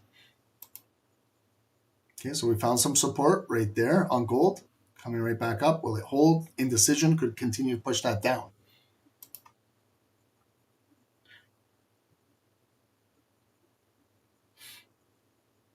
$30 seconds going to the close.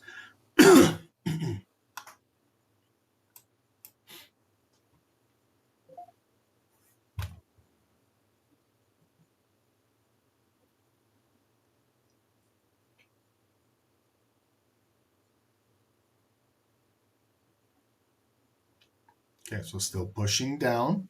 Can it push for a new low? Create a new low? Will it come back up blue? Or is the next 15-minute candle just going to open bearish and just continue dropping down? Okay, so far it's blue. If I was to, find some structure, if it comes back up.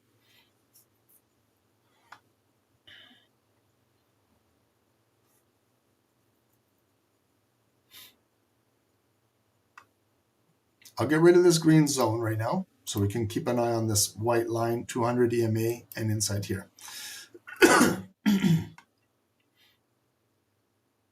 So the neckline should be right around here where we were barcoding.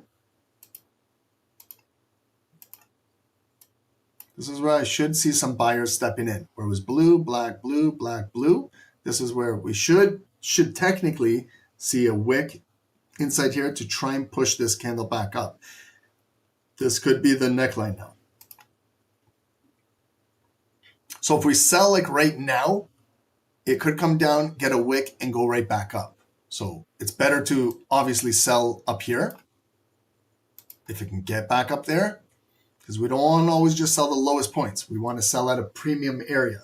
So we naturally have to wait for it to come back up to us, okay? Because it went up, it came down. If it finds some support there, it might come up, test 50% there or there, and it would be better to sell there, right? Okay, so that's the wick it found in there. That's what I was just saying. So it found the wick, and the candle now flipped blue.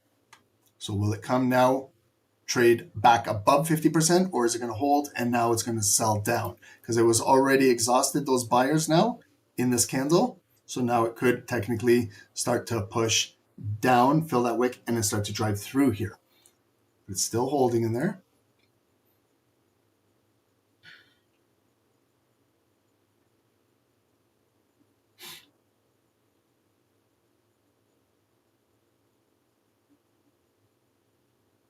Okay, it's back to the opening price, spin top candle. See the indecision right in that zone.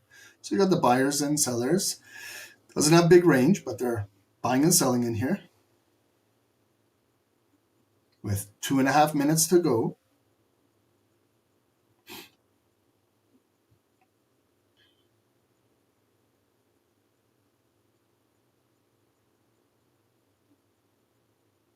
Okay, I'm going to sell. I see it's been holding. I'm going to put my stop loss above the red zone. I'm going to see if we can come down to the hourly 200 EMA and possibly break and look at that pivot right there, 24,950. I'm going to sell on NASDAQ and want to see if I can continue to follow this volume to close below this structure so I can make that neutral zone red to continue to push this thing down. I'm going to sell on NASDAQ. I entered right now. And I know that there could be respect at that white line, right? I know that there could be buyers at that 200 EMA if it gets down there, okay? So that's where if it gets down there, I got to maybe manage my risk down there if it can get down there, okay? Found a nasty wick there.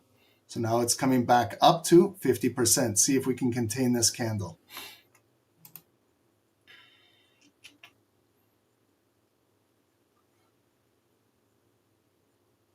With 90 seconds to go on it.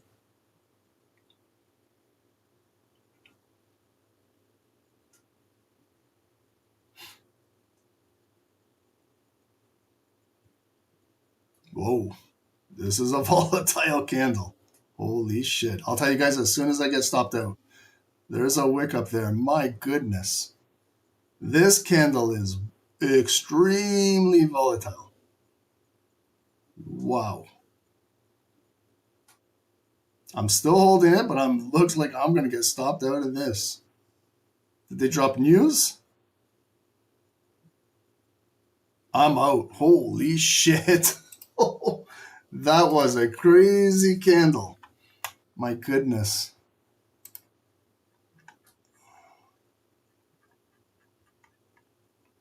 That's a liquidity candle. Watch now if they're going to now tap all of the stop losses up here. Man. That's the nasty NASDAQ. Gold is going to. Yeah.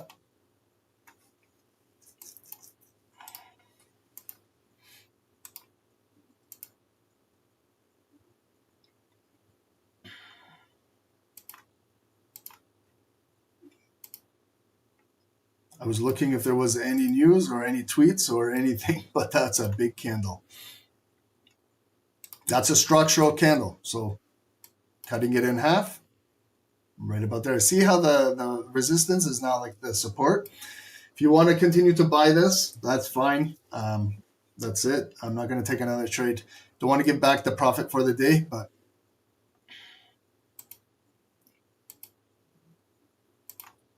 wow.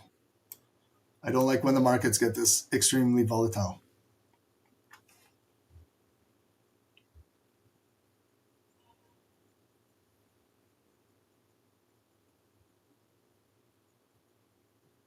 We've got someone spamming in the Discord.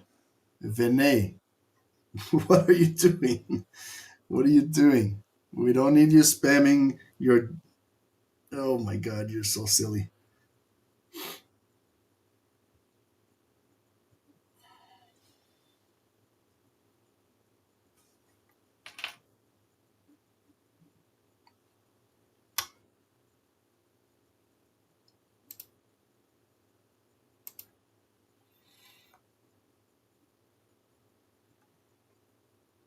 Yeah, markets are going.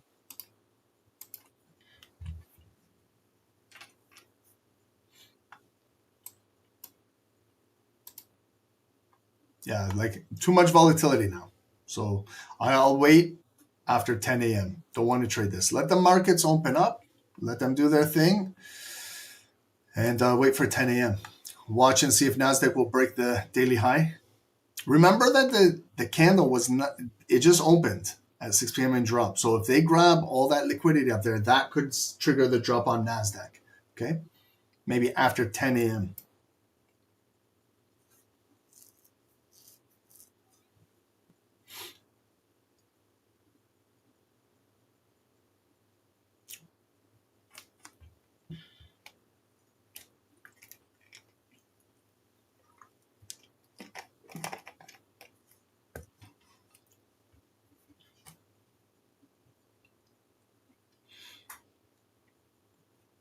Why does the market do that sometimes? God knows. Sometimes if there's no news, then it could just be the market is just manipulating that candle to grab some pending orders. That's why you gotta use proper risk management. If you get stopped out, you're not losing 3% of your entire account. Okay? 0.25% is manageable. That's what we've been trying to say on this call, but you'll learn the hard way.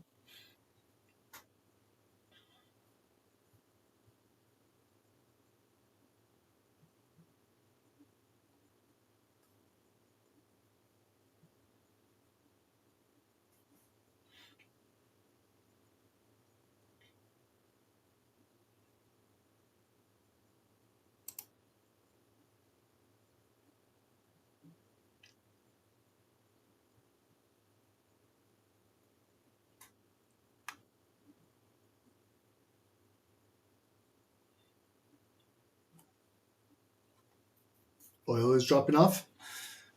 Yeah, it's gonna be a volatile Monday. See, guys, even buys on gold are not safe. Look at now, okay? So this could be a structural candle, okay? Maybe I like gold to trade better than NASDAQ. Okay, watch now. This could be a big bearish engulfing candle, close below this structure, and then start to continue push down. But inside here, it could come back in and just go blue, black, blue, black, blue, black. Wait till 10 a.m. is my advice. Is if you do take a trade now, you still got 5-6 more minutes to deal with this volatility.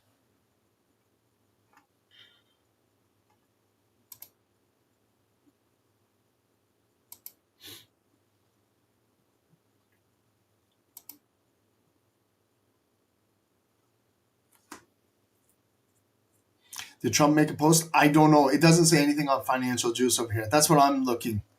I don't see any news regarding this type of volume right now. So it could just be the markets grabbing their liquidity, getting their pending orders, breaking ranges here, and frustrating buyers and sellers. It happens. Just stay patient. Watch for closing volume. What's the news? Tell us. If there's news, tell us. Share it with us. What is it? Iran considering abandoning uranium enrichment? Okay. Where did you get that news from?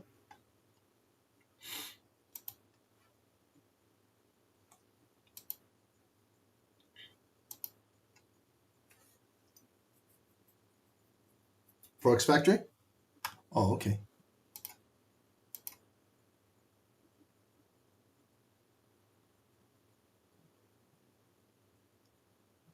Oh, okay, right there. Yeah, you're right. Iranian officials are studying abandoning uranium enrichment. Okay, so that's what came out 5 minutes ago. I think that move was earlier than 5 minutes ago. Okay, well, that's what news is. That's how it affects the markets. We can't control when the news comes out. What we got to watch for on NASDAQ is to see what they do at today's opening. I know the purple line is the highest point of the day, but it's also the opening balance. Okay, are they going to come up there and spike some liquidity? Let's watch what they do up there as well.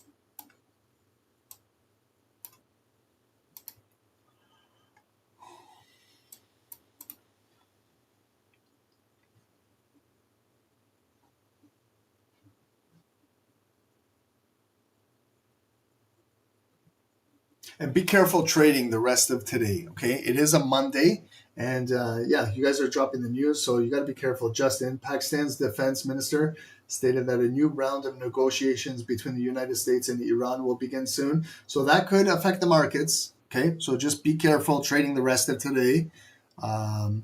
Wait for volume to come to your high probable areas. You can set alerts. I'm going to set an alert on NASDAQ down here.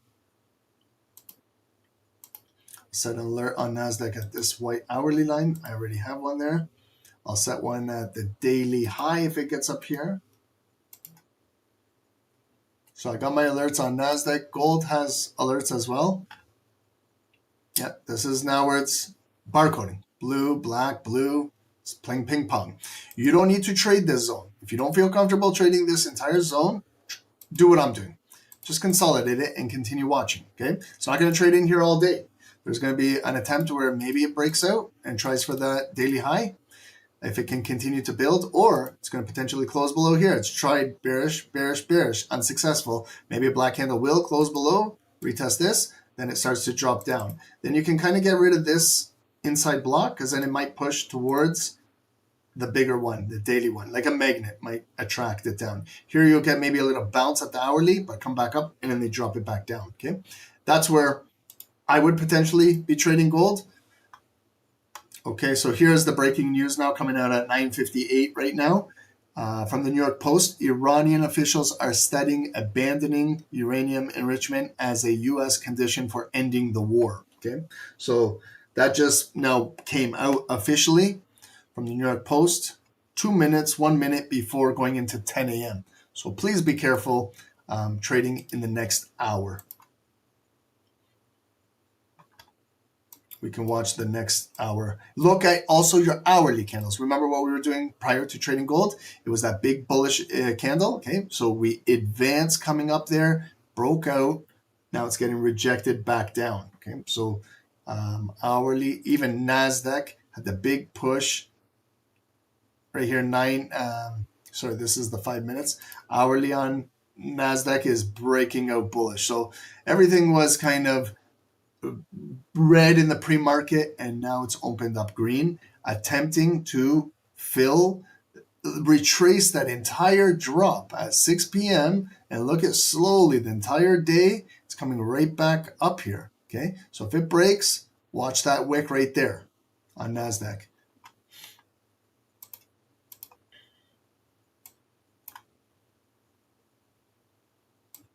And gold came right back up inside here.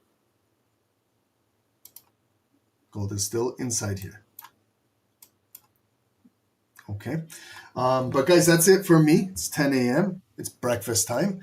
Thank you guys all for joining. Tomorrow, join the free Telegram channel. It's pinned at the top of YouTube for all of you guys. Let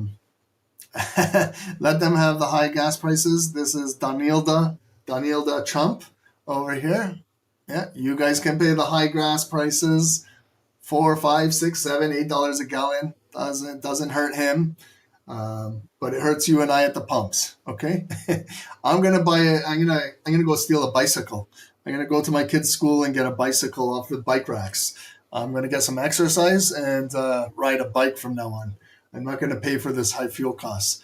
Can't afford this anymore. Okay, join this free Telegram. This is where you're gonna get all of our upcoming links to join our free channel, free live sessions.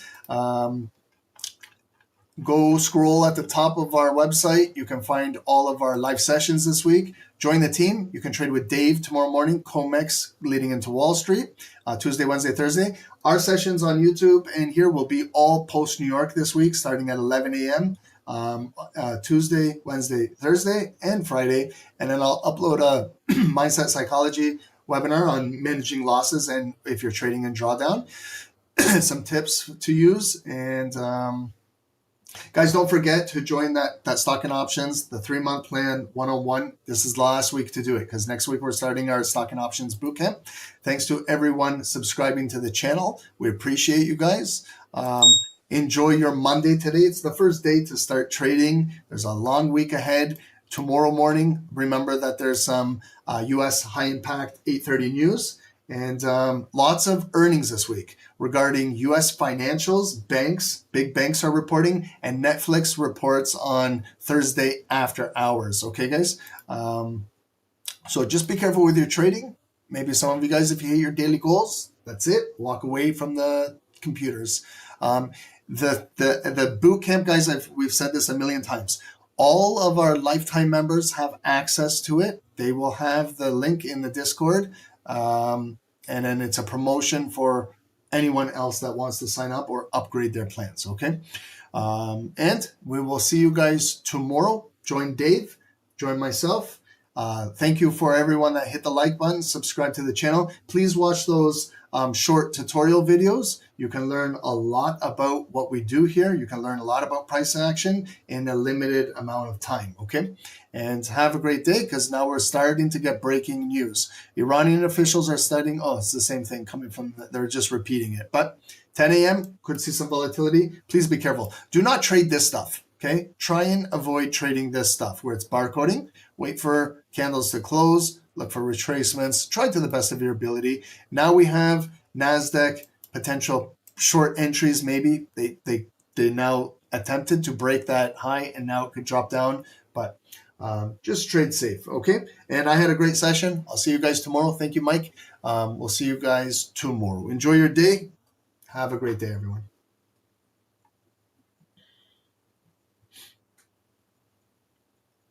Have a good day, guys. Go get some breakfast, have some coffee, go enjoy your Monday. Recording stopped.